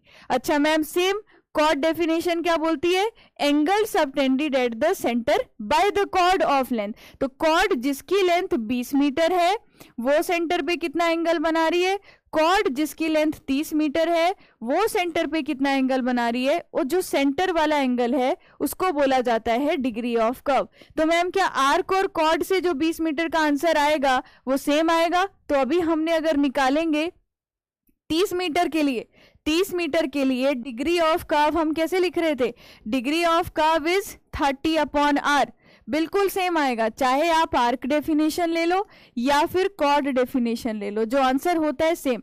तो दो डेफिनेशन क्यों है, आपसे पेपर में दोनों डेफिनेशन पूछी जा सकती है। तो एक में हमने क्या बोला 20 मीटर की आर्क कितना एंगल बनाएगी सेंटर पे और 20 मीटर की कॉर्ड कितना एंगल बनाएगी सेंटर पे। तो हमने लिखा d इज 30 बाय आर और ये वैल्यू है मैम रेडियन में। अगर आप इसको डिग्री में कन्वर्ट करते हो तो ये आ जाएगा 30/r मल्टीप्लाई 180 अपॉन पाई। जब आप इसको सॉल्व कर लोगे तो अप्रोक्सीमेटली ये 1718 पॉइंट कुछ आएगा, तो आपका आंसर होगा 1719 अपॉन r। मतलब जैसे आप बोल रहे थे मैम कि इतना रेडियस वाला कर्व ड्रॉ करो, अब आप अगर रेडियस बताने की बजाय मुझे ये सेंटर एंगल D बताओगे तो भी मैं इस कर्व को साइड पे बना पाऊंगा। कैसे? अगर मुझे सेंटर एंगल D पता होगा वहां से रेडियस निकल जाएगा। तो न्यूमेरिकल में क्या होता है, डिग्री दिया होता है और रेडियस मुझे वहां से निकालना होता है, कुछ नहीं है। तो ये वाली वैल्यू जो आंसर आया वो मेरा डिग्री में आया। जब मैं यहाँ वैल्यू पुट करूंगी, r is the radius of curve, r is the radius of curve, ये सेम रहेगा क्योंकि सिंपल सर्कुलर कर्व है। इसकी यूनिट किस यूनिट में पुट करूंगी, मीटर में पुट करूंगी। क्लियर हो गया? बोलिए।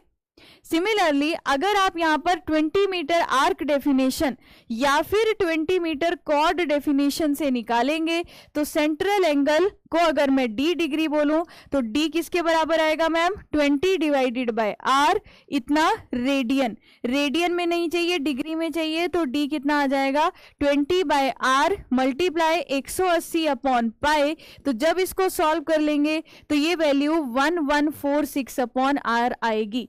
तो क्या पेपर में अगर क्वेश्चन आता है तो मैम दिया रहता है कि डिग्री के लिए हमें कौन सा फॉर्मूला यूज करना है? बिल्कुल दिया रहता है। उसने लिखा होगा चेन या टेप या तो 20 मीटर किलो या 30 मीटर किलो। अगर चेन या टेप 20 या 30 नहीं लिखा है, उसने 4 ऑप्शन में दिया होगा कौन सा ऑप्शन डिग्री ऑफ कर्व के लिए करेक्ट है। तो आपको दोनों फॉर्मूलाज याद रखने हैं। डिग्री ऑफ कर्व के लिए दोनों फॉर्मूलाज याद रखने हैं, 1146 अपॉन r और दूसरा 1719 अपॉन r। ये जो स्टार मार्क किया ये पेपर के लिए फाइनल रिजल्ट बहुत ज्यादा जरूरी है। इस फॉर्मूला में भी मैम क्योंकि 20 जो था वो मीटर में था, तो रेडियस भी जो हमारा होगा उसकी वैल्यू जो होगी यूनिट क्या होगी, रेडियस भी मेरा मीटर में ही आएगा। क्लियर हो गया? एग्जैक्ट कुछ और आ रहा होगा, आप अप्रोक्सीमेटली 1720 1719 यहाँ पर ध्यान रख सकते हैं। किसी को कुछ पूछना है यहाँ पर? अब मुझे बताना, अगर मैं यहाँ पर एक पॉइंट आपको पूछूं, अगर मैं एक पॉइंट यहाँ पर आपसे पूछूं तो आप मुझे आंसर करना पहले जरा। तो यहाँ ऐड ये करूंगी कि अगर मैं एक कम रेडियस वाला कर्व बना रही हूं, इसके सामने मैं एक ज्यादा रेडियस वाला कर्व बना रही हूं और डिस्टेंस जो मुझे देखना है अभी ये a और b के बीच में देखना है और सेम a और b के बीच में देखना है। आप मुझे बताओ इसमें से कौन सा कर्व, ये पहली फोटो है ये दूसरी फोटो है, पहली और दूसरी में से कौन सा कर्व ज्यादा शार्प होगा? शार्प कर्व मतलब आप इमेजिन कीजिए आप तेज स्पीड से गाड़ी चला रहे हो। जब आप तेज स्पीड से गाड़ी चलाओगे, इस केस में आप गाड़ी चलाते हुए आ रहे हो इस डायरेक्शन में, ठीक है, इस केस में भी आप गाड़ी चलाते हुए आ रहे हो इस डायरेक्शन में। किस केस में आपको ज्यादा खतरनाक लग रहा है गाड़ी को चलाना कि गाड़ी जो है वो बाहर की तरफ स्किड भी कर सकती है, पहले केस में या दूसरे केस में? कौन से कर्व को आप ज्यादा शार्प बोलोगे? जल्दी से बताइए। मैम पहला वाला शार्प ज्यादा है ना, ये तो हमारा आसानी से हम इसको मैम ट्रैवल कर सकते हैं। ये मोड ऐसा है कि मैम ऐसे मुड़ना पड़ेगा, तो ये वाला कर्व जो है ये ज्यादा शार्प है पहले वाला। तो जो शार्प कर्व होते हैं, क्या मैं यहाँ पर बोल सकती हूँ कि इनका रेडियस कम होता है? इनका जो रेडियस होता है वो कम होता है ना, कुछ रट्टा तो मारना नहीं है, रेडियस कम होता है। अगर शार्प कर्व का रेडियस कम होता है, हमें पता है रेडियस और डिग्री एक दूसरे के इनवर्सली प्रोपोर्शनल है, तो इनका डिग्री ऑफ कर्व जो होगा वो ज्यादा होगा। तो अगर मुझे 2 कर्व यहाँ पर पूछे जाते हैं, एक कर्व बोला है 2 डिग्री, एक कर्व बोला है 4 डिग्री, कौन सा कर्व ज्यादा शार्प है? तो क्या आंसर करोगे? तो मैम मुझे पता है डिग्री और रेडियस एक दूसरे के इनवर्सली प्रोपोर्शनल है, जितना छोटा रेडियस उतना ज्यादा शार्प होगा कर्व। तो मतलब मैम रेडियस जितना ज्यादा होगा उतना ही कम शार्प होगा कर्व, ये बोल सकते हैं उतना ही कम शार्प होगा, और जितना कम शार्प है उतना ही ज्यादा क्या होगा, डिग्री ऑफ कर्व, और sorry, radius is inversely proportional two degree of curve. तो इसका मतलब डिग्री ऑफ कर्व हमारी शार्पनेस के साथ क्या हो गई, डायरेक्टली रिलेटेड। तो इसलिए जिसका डिग्री ज्यादा वो हमारा ज्यादा शार्प होगा कर्व, मतलब हमारे लिए ज्यादा अनकंफर्टेबल होगा वो वाला कर्व। तो ये बात हम लोगों को क्लियर है। अगर वो रेडियस से पूछेगा तो भी आंसर कर पाएंगे, अगर वो डिग्री से पूछेगा तो भी आंसर कर पाएंगे कि शार्प कर्व कौन सा है और कौन सा कर्व शार्प नहीं है। ठीक है, तो आप क्या देख सकते हैं, degree of curve is inversely related to radius of curve, degree of curve is inversely proportional to radius of curve. जब रेडियस के साथ रिलेशन बताया तो डिग्री के साथ हम देख सकते हैं कि कब शार्प कर्व होगा जिसकी लार्जर डिग्री होगी, flat curve has the smaller degree. कोई डाउट यहां तक, कोई डाउट यहां तक? यहां पर भी तेज बारिश हो रही है, बाहर शाम से ही बारिश हो रही है, कोई बात नहीं, जो बीच का पार्ट छूट रहा है आप उसको एक एक बार देख लेना, है ना। अगर उस पार्ट में अनन्या कोई डाउट आता है तो कल क्लास में पूछ लेना, कल पूछोगे तो भी आपको बता दूंगी। तो क्लास में जो लोग आते हैं मैं उनका डाउट इसलिए पहले ही देख लेती हूँ कि है तो नहीं, मतलब आप लोग मेरे लिए एक पहचान जैसी बन गई है कि आप लोग क्लास में आते हैं तो आपका डाउट तो मुझे क्लियर करना ही है, क्लास में ही कर देना है, मतलब कुछ लोगों का नाम याद हो गया हुआ है। अच्छा, अब आगे बात करते हैं। अब बहुत ही इंटरेस्टिंग टॉपिक है, हमने क्या पढ़ना है, डिफरेंट कंपोनेंट्स ऑफ। अब ध्यान लगा के आपने सिर्फ बोर्ड की तरफ देखना है, ये हमारा आज का टॉपिक होगा last, components of circular curve. क्योंकि हम सिंपल सर्कुलर कर्व पढ़ रहे हैं तो सिंपल सर्कुलर कर्व के जितने भी कंपोनेंट्स हैं उनके बारे में पढ़ेंगे। बाद में आप इसको ड्रॉ कर लेना, जो साथ में ड्रॉ कर सकता है वो साथ में भी कर सकता है, मतलब करना चाहता है तो कर सकते हैं। देखना कंपोनेंट्स क्या है। देखो सबसे पहले एक लाइन जा रही थी ऐसे मैम, ये जा रही थी दूसरी सिटी, आपने बोला दो सिटीज को ज्वाइन करना है तो क्या प्रोवाइड करना पड़ेगा, इनके बीच में मैम एक हॉरिजॉन्टल सर्कुलर कर्व प्रोवाइड करना पड़ेगा। मैंने मान लिया कि ये जो है, मैंने मान लिया ये जो है ये हमारा हॉरिजॉन्टल सर्कुलर कर्व है। ठीक है, ध्यान से देखना। अब मैं इसका सर्कल नहीं बना रही हूं, आपको पता है कि ये सर्कुलर कर्व है तो कहीं ना कहीं मैम इसका सेंटर होगा। तो मान लीजिए यहां कहीं इसका सेंटर है, तो यहां से जब मैं इस कर्व का रेडियस निकालूंगी तो आर आएगा, यहां से रेडियस निकालूंगी तो भी आर आएगा, यहां से रेडियस निकालूंगी तो भी आर आएगा। क्योंकि सिंपल सर्कुलर कर्व है तो मैम इसका रेडियस क्या रहेगा, सेम रहेगा, और ये हमारा कर्व का सेंटर है। मैम अगर ये रोड सीधा जाता या फिर इस सिंपल सर्कुलर कर्व से अगर मैं एक टेंजेंट बनाऊं जहां से कर्व स्टार्ट हो रहा है, यहां से कर्व स्टार्ट हो रहा है, आप ऐसे मुड़कर इधर पहुंच रहे हो तो मतलब यहां पर कर्व एंड हो रहा है। तो जहां से स्टार्ट हो रहा है अगर मैं टेंजेंट को बढ़ा दूं और जहां पर एंड हो रहा है पीछे की तरफ टेंजेंट को बढ़ा दूं, जहां पर दोनों टेंजेंट एक दूसरे को कट करते हैं, इस पॉइंट को बोलते हैं पॉइंट ऑफ इंटरसेक्शन। क्या बोलेंगे, पी आई से क्या डिनोट कर दिया, पी आई होता है पॉइंट ऑफ इंटरसेक्शन। तो यहां से पता चल रहा है पॉइंट ऑफ इंटरसेक्शन क्या है, जहां पर दो टेंजेंट एक दूसरे को कट करें। अब देखना, जहां से कर्व स्टार्ट हुआ, जहां से कर्व स्टार्ट हुआ, इससे पहले मैम व्हाइट लाइन थी, इससे पहले तो हमारी ये टेंजेंट वाली ही लाइन थी जो रोड सीधा जा रहा होगा। अगर आप रोड का एग्जांपल मानकर चल रहे हो तो जो रोड सीधा जा रहा होगा, तो मैम जहां से कर्व स्टार्ट हुआ उस पॉइंट को बोलते हैं पॉइंट ऑफ कर्वेचर। जहां से कर्व स्टार्ट हुआ उसे बोलते हैं पॉइंट ऑफ कर्वेचर। पीसी से डिनोट कर दिया, पीसी क्या हो गया मेरा, point of curvature. Point of curvature कौन सा पॉइंट है, जहां से कर्व स्टार्ट हो रहा है। इसकी डेफिनेशन नहीं पूछी जाती, पर मुझे अभी जो पूछा जाता है उसके लिए मुझे पता होना चाहिए कौन सा पॉइंट कहां है। अगली चीज मैम, जहां कर्व एंड हो रहा है और टेंजेंट को मिल रहा है, जहां कर्व एंड हो रहा है और जहां टेंजेंट को मिल रहा है, इसको बोलते हैं पॉइंट ऑफ टेंजेंसी। तो पीटी क्या हो गया, पीटी हो गया मेरा पॉइंट ऑफ टेंजेंसी, जहां पर स्ट्रेट लाइन मतलब टेंजेंट और कर्व आपस में मिलेंगे, तो पॉइंट ऑफ टेंजेंसी। अच्छा, पॉइंट ऑफ कर्वेचर से पॉइंट ऑफ टेंजेंसी तक, ये क्या है, पॉइंट ऑफ कर्वेचर से पॉइंट ऑफ टेंजेंसी तक। मैम अगर आप आर्क के अलोंग ये डिस्टेंस देखें, यही तो हमारा कर्व की लेंथ है, तो स्मॉल एल से मैं क्या लिख सकती हूँ, तो यहां से स्मॉल एल से मैं क्या लिख सकती हूं, length of curve. Small L क्या आ गया, लेंथ ऑफ कर्व। क्लियर है यहां तक सारे पॉइंट्स। स्मॉल एल से क्या आ गया, लेंथ ऑफ कर्व। तो मैम मान लीजिए पॉइंट ऑफ कर्वेचर था, पॉइंट ऑफ टेंजेंसी था, सेंटर पे जो एंगल बना अगर वो एंगल थीटा है, सेंटर पे जो टोटल एंगल बना अगर वो एंगल थीटा है, तो ये जो बाहर वाला एंगल होता है ये इसके बराबर होता है। इसको मैथमेटिकली प्रूफ किया गया है, अभी नहीं पढ़ना है, मैथमेटिकली प्रूफ किया गया है। अब मुझे बताइए, इस थीटा को कल की क्लास में लास्ट में बताया था जब आपको भागने की आई हुई थी, क्या बताया था कि इस थीटा को क्या बोलते हैं, कोई बता सकते हो कौन सा एंगल होता है, ये कौन सा एंगल होता है, ये होता है मैम डिफ्लेक्शन एंगल। तो जितना मेरा डिफ्लेक्शन एंगल होगा उतना ही एंगल मेरा सेंटर पे बनेगा। ये जो मेरा कर्व जो सेंटर पे एंगल बनाएगा वो एंगल मेरा डिफ्लेक्शन एंगल के बराबर होता है, कल की क्लास में बताया था। अच्छा सुनना, अब मैंने क्या किया, मैंने पॉइंट ऑफ कर्वेचर से, सुनना, पॉइंट ऑफ कर्वेचर से पॉइंट ऑफ टेंजेंसी को जोड़ती हुई एक स्ट्रेट लाइन बना दी।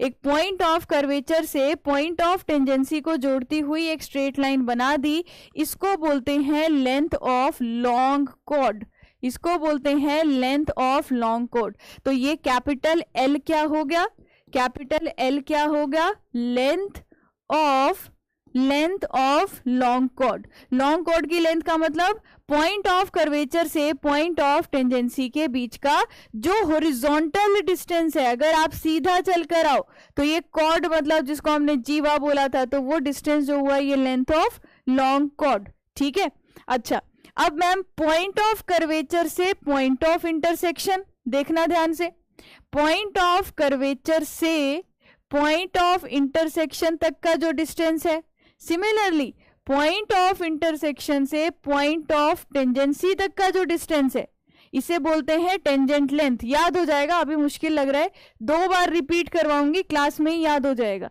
तो ये क्या होता है हमारे पास, कैपिटल टी क्या रिप्रेजेंट करता है, कैपिटल टी बताता है टेंजेंट लेंथ। कैपिटल टी क्या रिप्रेजेंट कर रहा है, टेंजेंट लेंथ रिप्रेजेंट कर रहा है कैपिटल टी। ठीक है, ये पता चल गया। अच्छा मैम आप मान लीजिए यहाँ पर 2 पॉइंट और हैं, कौन सा, जहां से कर्व स्टार्ट हो रहा था वो पॉइंट ऑफ कर्वेचर है, उससे पीछे भी आपने टेंजेंट को थोड़ा सा एक्सटेंड किया है, पॉइंट ऑफ टेंजेंसी के आगे भी आपने एक्सटेंड किया है, तो मैंने इसको नाम ए दे दिया, इसको नाम बी दे दिया। तो कर्व शुरू जहां से हुआ है, कर्व शुरू जहां से हुआ है उससे पहले जो आपको टेंजेंट लेंथ देखने को मिल रही है, पॉइंट ऑफ कर्वेचर से शुरू हुआ है मैम, टेंजेंट तो उससे पहले भी था, मतलब सीधा रोड उससे पहले भी आ रहा था। तो पॉइंट ऑफ कर्वेचर से पहले कर्व मतलब अगर मैं बोलूं टेंजेंट की जो लेंथ होगी इसको बोल देंगे बैक टेंजेंट। बैक क्यों, क्योंकि कर्व के शुरू होने से पहले आया, कर्व के खत्म होने के बाद जो टेंजेंट आया पीटी से लेकर बी तक की जो लेंथ है उसको बोल देंगे फॉरवर्ड टेंजेंट। तो लेंथ कहां से लेकर ए और पॉइंट ऑफ कर्वेचर के बीच जो होगा इसको क्या बोलेंगे, बैक टेंजेंट। इसको क्या बोलेंगे, बैक टेंजेंट। क्यों, टेंजेंट के शुरू होने से पहले आया। और पॉइंट ऑफ टेंजेंसी से बी तक का डिस्टेंस, मैम ये टेंजेंट ये कर्व खत्म होने के बाद में आया, तो पॉइंट ऑफ टेंजेंसी और बी के बीच का जो डिस्टेंस होगा इसे क्या बोलेंगे, फॉरवर्ड टेंजेंट। इसे क्या बोलेंगे, फॉरवर्ड टेंजेंट। तो एक आ गया बैक टेंजेंट, एक आ गया हमारा फॉरवर्ड टेंजेंट। तो एक बार मैं सारे पॉइंट्स रिपीट कर रही हूं, हमने क्या क्या पढ़ा। आसान है, कुछ भी नहीं है, जितना अभी पढ़ा पहले वो देख लेते हैं।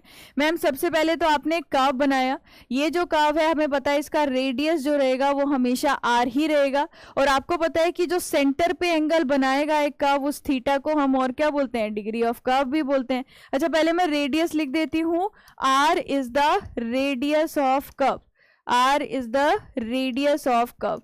तो मैम जहां से कर्व स्टार्ट हुआ और जहां वो टेंजेंट को कट कर रहा है वो क्या हो गया, पॉइंट ऑफ कर्वेचर हो गया। ठीक है, वो पॉइंट ऑफ कर्वेचर हो गया। और दूसरी चीज दूसरी चीज मैम, जहां पर कर्व एंड हो रहा है और टेंजेंट को कट कर रहा है वो पॉइंट ऑफ टेंजेंसी हो गया। जहां पर आपके दोनों टेंजेंट एक दूसरे को कट करेंगे वो पॉइंट ऑफ इंटरसेक्शन हो गया। कर्व के शुरू होने से पहले जो टेंजेंट की लेंथ है वो बैक टेंजेंट, और खत्म होने के बाद पॉइंट ऑफ टेंजेंसी से बी तक का डिस्टेंस मान लो वो हो गया फॉरवर्ड टेंजेंट। कर्व की लेंथ किसको बोलेंगे मैम? यहाँ पर कर्व की लेंथ मतलब पॉइंट ऑफ कर्वेचर से पॉइंट ऑफ टेंजेंसी तक जो कर्वेचर वाली आप पार्ट में अगर ऐसे आओ तो कर्व की लेंथ होगी। अगर मैम आप सीधा चलकर आते हो पॉइंट ऑफ कर्वेचर से पॉइंट ऑफ टेंजेंसी तक, सीधा चलने वाले डिस्टेंस को क्या बोला? सीधा चलने वाले डिस्टेंस को बोल दिया length of long code. Deflection angle मैंने कल की क्लास में समझाया था, अगर आप क्लास में थे तो डिफ्लेक्शन क्या बताया था कि अगर एक लाइन सीधी इस तरीके से जा रही थी पर हमें, क्योंकि रोड पे अभी हॉरिजॉन्टल का प्रोवाइड करना था, तो मैम हमें ये टेंजेंट ऐसे प्रोवाइड करना पड़ेगा। ये लाइन ए भी ऐसे जा रही थी, ठीक है। अब अगली लाइन जो है वो यहां से मुड़ गई, तो अगर ये लाइन सीधी ही चली होती तो नेक्स्ट लाइन पिछली लाइन से कितने एंगल पे डिफ्लेक्ट हुई है?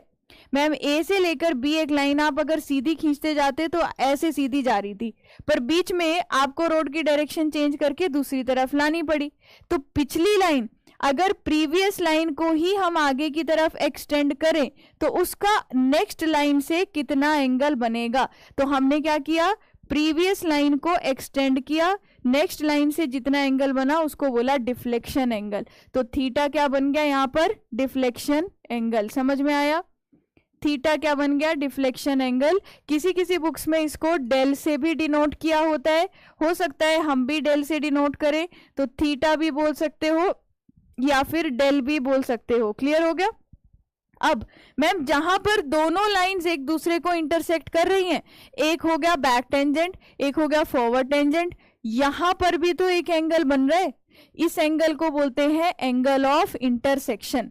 इस एंगल को बोलते हैं एंगल ऑफ इंटरसेक्शन, आई से रिप्रेजेंट करते हैं, इसको बोलते हैं इंटरसेक्शन एंगल। इसको बोलते हैं इंटरसेक्शन एंगल। इन सब के फॉर्मूलाज ही हैं जो पेपर में पूछे जाते हैं। इंटरसेक्शन एंगल, ठीक है? समझ आ रहा है यहां तक? बोलिए। अब आगे एक दो टर्म्स इसमें और बच गई है, क्या है सुनना। मैम अगर जहां पर इंटरसेक्ट कर रही थी दोनों लाइंस, जहां इंटरसेक्ट कर रही थी दोनों लाइन, एक काम करो, अब वहां से कर्व के सेंटर तक एक सीधी लाइन जो है उसको खींचकर ले आओ, नीचे ले आए। अब सुनना कहां से कहां तक का डिस्टेंस है, यही बोर्ड पे ध्यान देना। तो ये जो आप मैम कर्व का जहां दोनों लाइन इंटरसेक्ट कर रही थी वहां से सेंटर तक जोड़ती हुई एक लाइन बना दी। यही लाइन जहां पर हॉरिजॉन्टल कर्व को कट कर रही है और जहां पर कॉर्ड को कट कर रही है, इन दोनों के बीच का जो डिस्टेंस है इसको स्मॉल m से डिनोट किया जाता है। कौन सा डिस्टेंस हुआ मैम? कर्व का सेंटर और कॉर्ड का सेंटर। कर्व का सेंटर, कॉर्ड का सेंटर को ज्वाइन करने वाला जो इन दोनों के बीच का डिस्टेंस है, जिसको मैंने m लिखा, इसी m को क्या बोलते हैं? इसी m को बोलते हैं मिड ऑर्डिनेट। इसी m को क्या बोलते हैं? Mid ordinate. अब सुनना मैम, जहां पर कट कर रही थी ये दोनों इंटरसेक्ट कर रहे थे और जहां कर्व का सेंटर था, इन दोनों के बीच का जो डिस्टेंस है, इन दोनों के बीच का जो डिस्टेंस है, अब इसको कैसे याद रखोगे?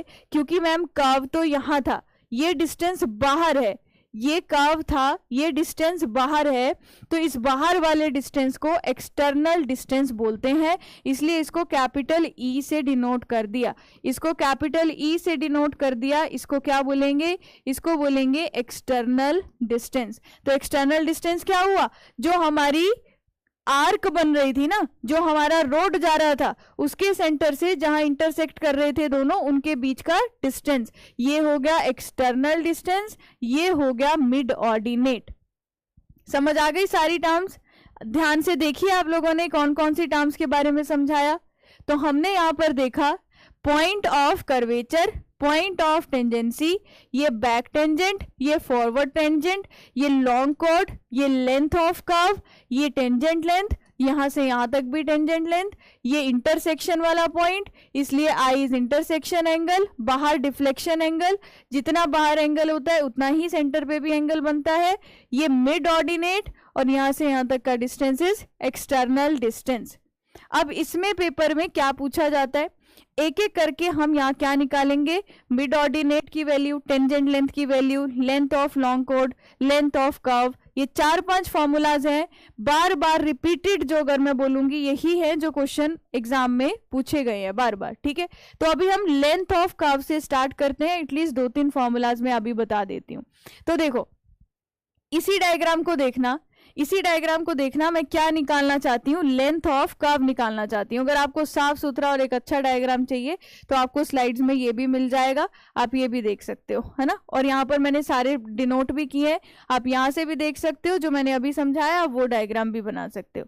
अब सबसे पहले अगर आपको वो डायग्राम याद है जो मैंने अभी बनवाया था, तो हमें निकालना है लेंथ ऑफ कर्व। देखो कितना आसान है, क्या आपको याद है कि लेंथ ऑफ कर्व कौन सा था, पॉइंट ऑफ कर्वेचर और पॉइंट ऑफ टेंजेंसी के बीच में जो डिस्टेंस था उसको बोला था लेंथ ऑफ कर्व, है ना।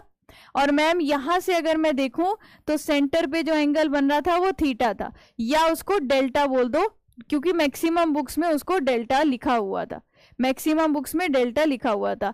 मिड ऑर्डिनेट जो होता है, मिड ऑर्डिनेट जो डिस्टेंस होता है, देखो किसके बीच में, ये हमारी आर्क और कॉर्ड के बीच का डिस्टेंस है नंदलाल, किसके बीच का डिस्टेंस है, कॉर्ड और आर्क। ये देखो ये कॉर्ड और आर्क के बीच जो वर्टिकल डिस्टेंस है वो मिड ऑर्डिनेट है। आर्क और इंटरसेक्शन, आर्क और इंटरसेक्शन, इन दोनों पॉइंट के बीच का जो डिस्टेंस है वो एक्सटर्नल डिस्टेंस है। क्लियर हुआ, एक्सटर्नल डिस्टेंस है, बिल्कुल सही बोला, एपेक्स भी बोलते हैं, आगे समझाऊंगी जब ये एपेक्स डिस्टेंस निकालेंगे। तो हमने अगर लेंथ ऑफ कर्व निकालनी है, क्या आप theta is equal to arc upon radius formula use कर सकते हो, क्या आप theta is equal to arc upon radius formula use कर सकते हो, बिल्कुल कर सकते हैं मैम। आप क्या लिख सकते हो, delta theta is equal to arc बन गया एल और रेडियस बन गया आर। कोई डाउट किसी को यहाँ पर? अगर मैं बोलूं कि इस फॉर्मूला से जब मैं डेल की वैल्यू एल बाय आर निकालती हूं तो ये मुझे रेडियन में मिल रही है, तो अगर मैं पूछूं डिग्री में कैसे निकालोगे, तो ma'am delta is equal to L by R multiply क्या करेंगे, 180 अपॉन पाई करेंगे, तो ये वैल्यू मुझे किस में मिल जाएगी, ये वैल्यू मुझे डिग्री में मिल जाएगी। अच्छा, तो यहां से मैं आपको समझा रही हूं आया कहां से फॉर्मूला, बाई चांस पेपर में अगर भूल जाओ तो रेडियन में ये हो गया, डिग्री में ये हो गया। पर मैम इस पूरे फॉर्मूला में थीटा आर्क अपॉन रेडियस था, आपको इस फॉर्मूला में निकालना क्या था, length of curve small L, तो आप इसको इंटरचेंज कर लीजिए। इस फॉर्मूला से आप एल की वैल्यू निकालोगे तो आर और पाई दूसरी तरफ चले जाएंगे और 180 नीचे आ जाएगा। तो मैं लेंथ किसके बराबर लिख सकती हूँ, pi R del upon 180 degree. R is the radius of curve, R is the radius of curve, और डेल्टा क्या हो गया यहाँ पर, deflection angle. R is the radius of curve और डेल्टा क्या हो गया, डिफ्लेक्शन एंगल। आसान है इसको याद रखना। अगर ये भूल जाते हो तो सिंपल सा वो वाला डायग्राम बनाना और वहां से थीटा आर्क अपॉन रेडियस लिखना और उसको रेडियन से डिग्री में कन्वर्ट कर लेना, तो सीधा आंसर क्या आ जाएगा, पाई आर डेल अपॉन 180 डिग्री। कोई डाउट किसी को? अब देखिए जो टेंजेंट लेंथ था, टेंजेंट लेंथ कौन सी थी, बस ये दो पढ़ेंगे इसके बाद आपकी छुट्टी। टेंजेंट लेंथ कौन सी थी मैम, ये कर्व का सेंटर बनाया था आपने, ये आपने कर्व का सेंटर बनाया था ओ पॉइंट, ये आपने पॉइंट ऑफ कर्वेचर था जिसको यहाँ पर T1 डिनोट किया है, और ये मेरा पॉइंट ऑफ इंटरसेक्शन है जहां पर दो लाइंस कट हो रही थी।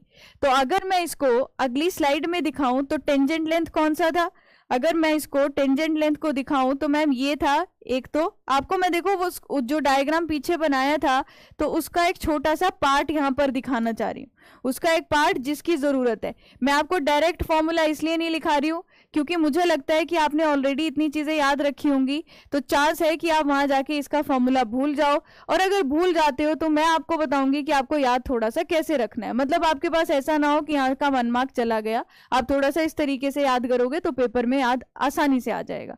तो मैम अब देखो ये मैंने एक ही साइड बनाई, ये क्या दिखाया था, पॉइंट ऑफ कर्वेचर, इसको नाम दे दिया मैंने T1। ये क्या था, पॉइंट ऑफ इंटरसेक्शन, इसको नाम दे दिया मैंने V पॉइंट। अच्छा, अब मैम ये वाला एंगल क्या हो गया, डिफ्लेक्शन एंगल डेल बाय 2, क्योंकि पूरा एंगल अगर डेल होगा, आपने सेंटर से लाइन खींची है तो इधर भी डेल बाय 2, इधर भी डेल बाय 2, O से लेकर T1 मैम ये रेडियस ऑफ कर्व हो जाएगा, ओ से लेकर T1 ये रेडियस ऑफ कर्व हो जाएगा। अब सुनना, मुझे निकालना क्या है, मुझे निकालना है कि टेंजेंट लेंथ कितना होगा, पॉइंट ऑफ कर्वेचर से पॉइंट ऑफ इंटरसेक्शन के बीच का जो डिस्टेंस है मैम वो टेंजेंट लेंथ होगा। एक चीज का ध्यान रखना, जब भी मुझे टेंजेंट ऑफ लेंथ, नहीं डिग्री ऑफ कर्व का राहुल इतना याद रखना है, डिग्री ऑफ कर्व 20 या 30 मीटर के लिए ही डिफाइन करते हैं। अगर हम कर्व 20 या 30 मीटर रेडियस बना रहे हैं तब हम उस थीटा को डिग्री बोलेंगे, नहीं तो नहीं बोलेंगे, ठीक है। अब देखिए, तभी हमने उसकी दो डेफिनेशन पढ़ी, आर्क डेफिनेशन या कॉर्ड डेफिनेशन। तो कल के लिए ये चीज काम आएगी जो ये लास्ट में आपको बता रही हूँ।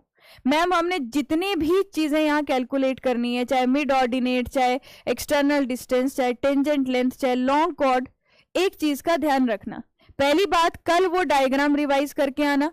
अब डायग्राम अगर याद होगा तो आप आसानी से सॉल्व कर पाओगे। तो इस क्वेश्चन में क्या करना है मैम, रेडियस तो हमें हमेशा गिवन होगा कि कितना रेडियस का कर्व बनाना है, डेल्टा की वैल्यू मुझे पता होगी, और ये है टेंजेंट लेंथ।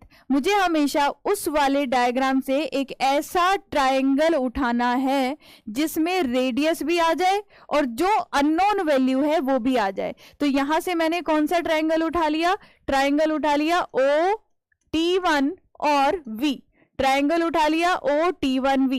तो मैं यहां से ये बोल सकती हूं कि हमारा जो टेंजेंट है, ये टेंजेंट था, तो टेंजेंट आपका इस रेडियस के साथ कितने डिग्री का एंगल बनाता है, क्या बोल सकती हूँ 90 डिग्री का एंगल बनाएगा, क्या ये बोल सकती हूँ ये 90 डिग्री का एंगल बनाएगा, बोलो। टेंजेंट और रेडियस में हमेशा ये 90 डिग्री का एंगल होता है, मतलब टेंजेंट वाली लाइन होती है। तो अगर मैं बोलूं ये वाला जो हमारा कर्व है, ये वाला जो हमारा इतना वाला पोर्शन कंसीडर कीजिए, इस पोर्शन में रेडियस की वैल्यू नोन है, रेडियस मुझे पता है, डेल की वैल्यू भी मुझे नोन है, टेंजेंट की वैल्यू मुझे निकालनी है। तो इस ट्रायंगल में कौन सा ट्रिग्नोमेट्रिक रिलेशन लगाऊं जिससे मुझे टी और आर में रिलेशन मिल जाए, sine theta, cos theta, tan theta, कौन सा रिलेशन लगाऊं जिससे मुझे टी और आर में मैम एक वैल्यू मिल जाए। तो यहां से पता चल रहा है इस ट्रायंगल में जिस भी साइड पे दो एंगल बन रहे होते हैं, जैसे आपको दिख रहा है O से T1 में एक 90 डिग्री बन रहा है, एक डेल बाय 2, तो ये क्या हो गया, ये मैम बेस हो गया, टेंजेंट क्या हो गया, परपेंडिकुलर हो गया। तो आप यहाँ पर क्या बोल सकते हो कि ma'am tangent del by 2 tan theta किसके बराबर हो गया ma'am, perpendicular upon base, perpendicular is capital T, base क्या हो गया R। मुझे हमेशा एक ऐसा ट्रायंगल ढूंढना है जिसमें आपको एक चीज रेडियस हमेशा आ जाए, एक ऐसा ट्रायंगल ढूंढना है रेडियस हमेशा आ जाए, दूसरी चीज अननोन हो। अभी इतनी समझ नहीं आएगी, कल जब हम अगला टॉपिक देखेंगे तो आपको क्लियर हो जाएगी।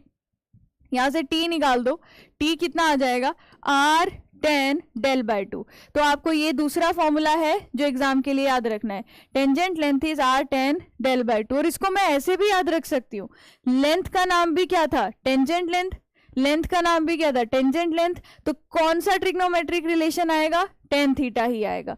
तो R is the radius of curve और T क्या बन जाएगा, टेंजेंट लेंथ। तो मैंने डेरिवेशन क्यों बताई, छोटी सी डेरिवेशन क्यों बताई, क्योंकि कल जो वैल्यूज पढ़नी है उसमें मुझे ये ध्यान रखना है कि एक रेडियस आना चाहिए और जो अननोन है उसको मुझे निकालना है। तो इसके लिए फॉर्मूला क्या लिखा है, tangent length is R tan del by 2, और डेल क्या हो गया मेरा यहाँ पर, डिफ्लेक्शन एंगल।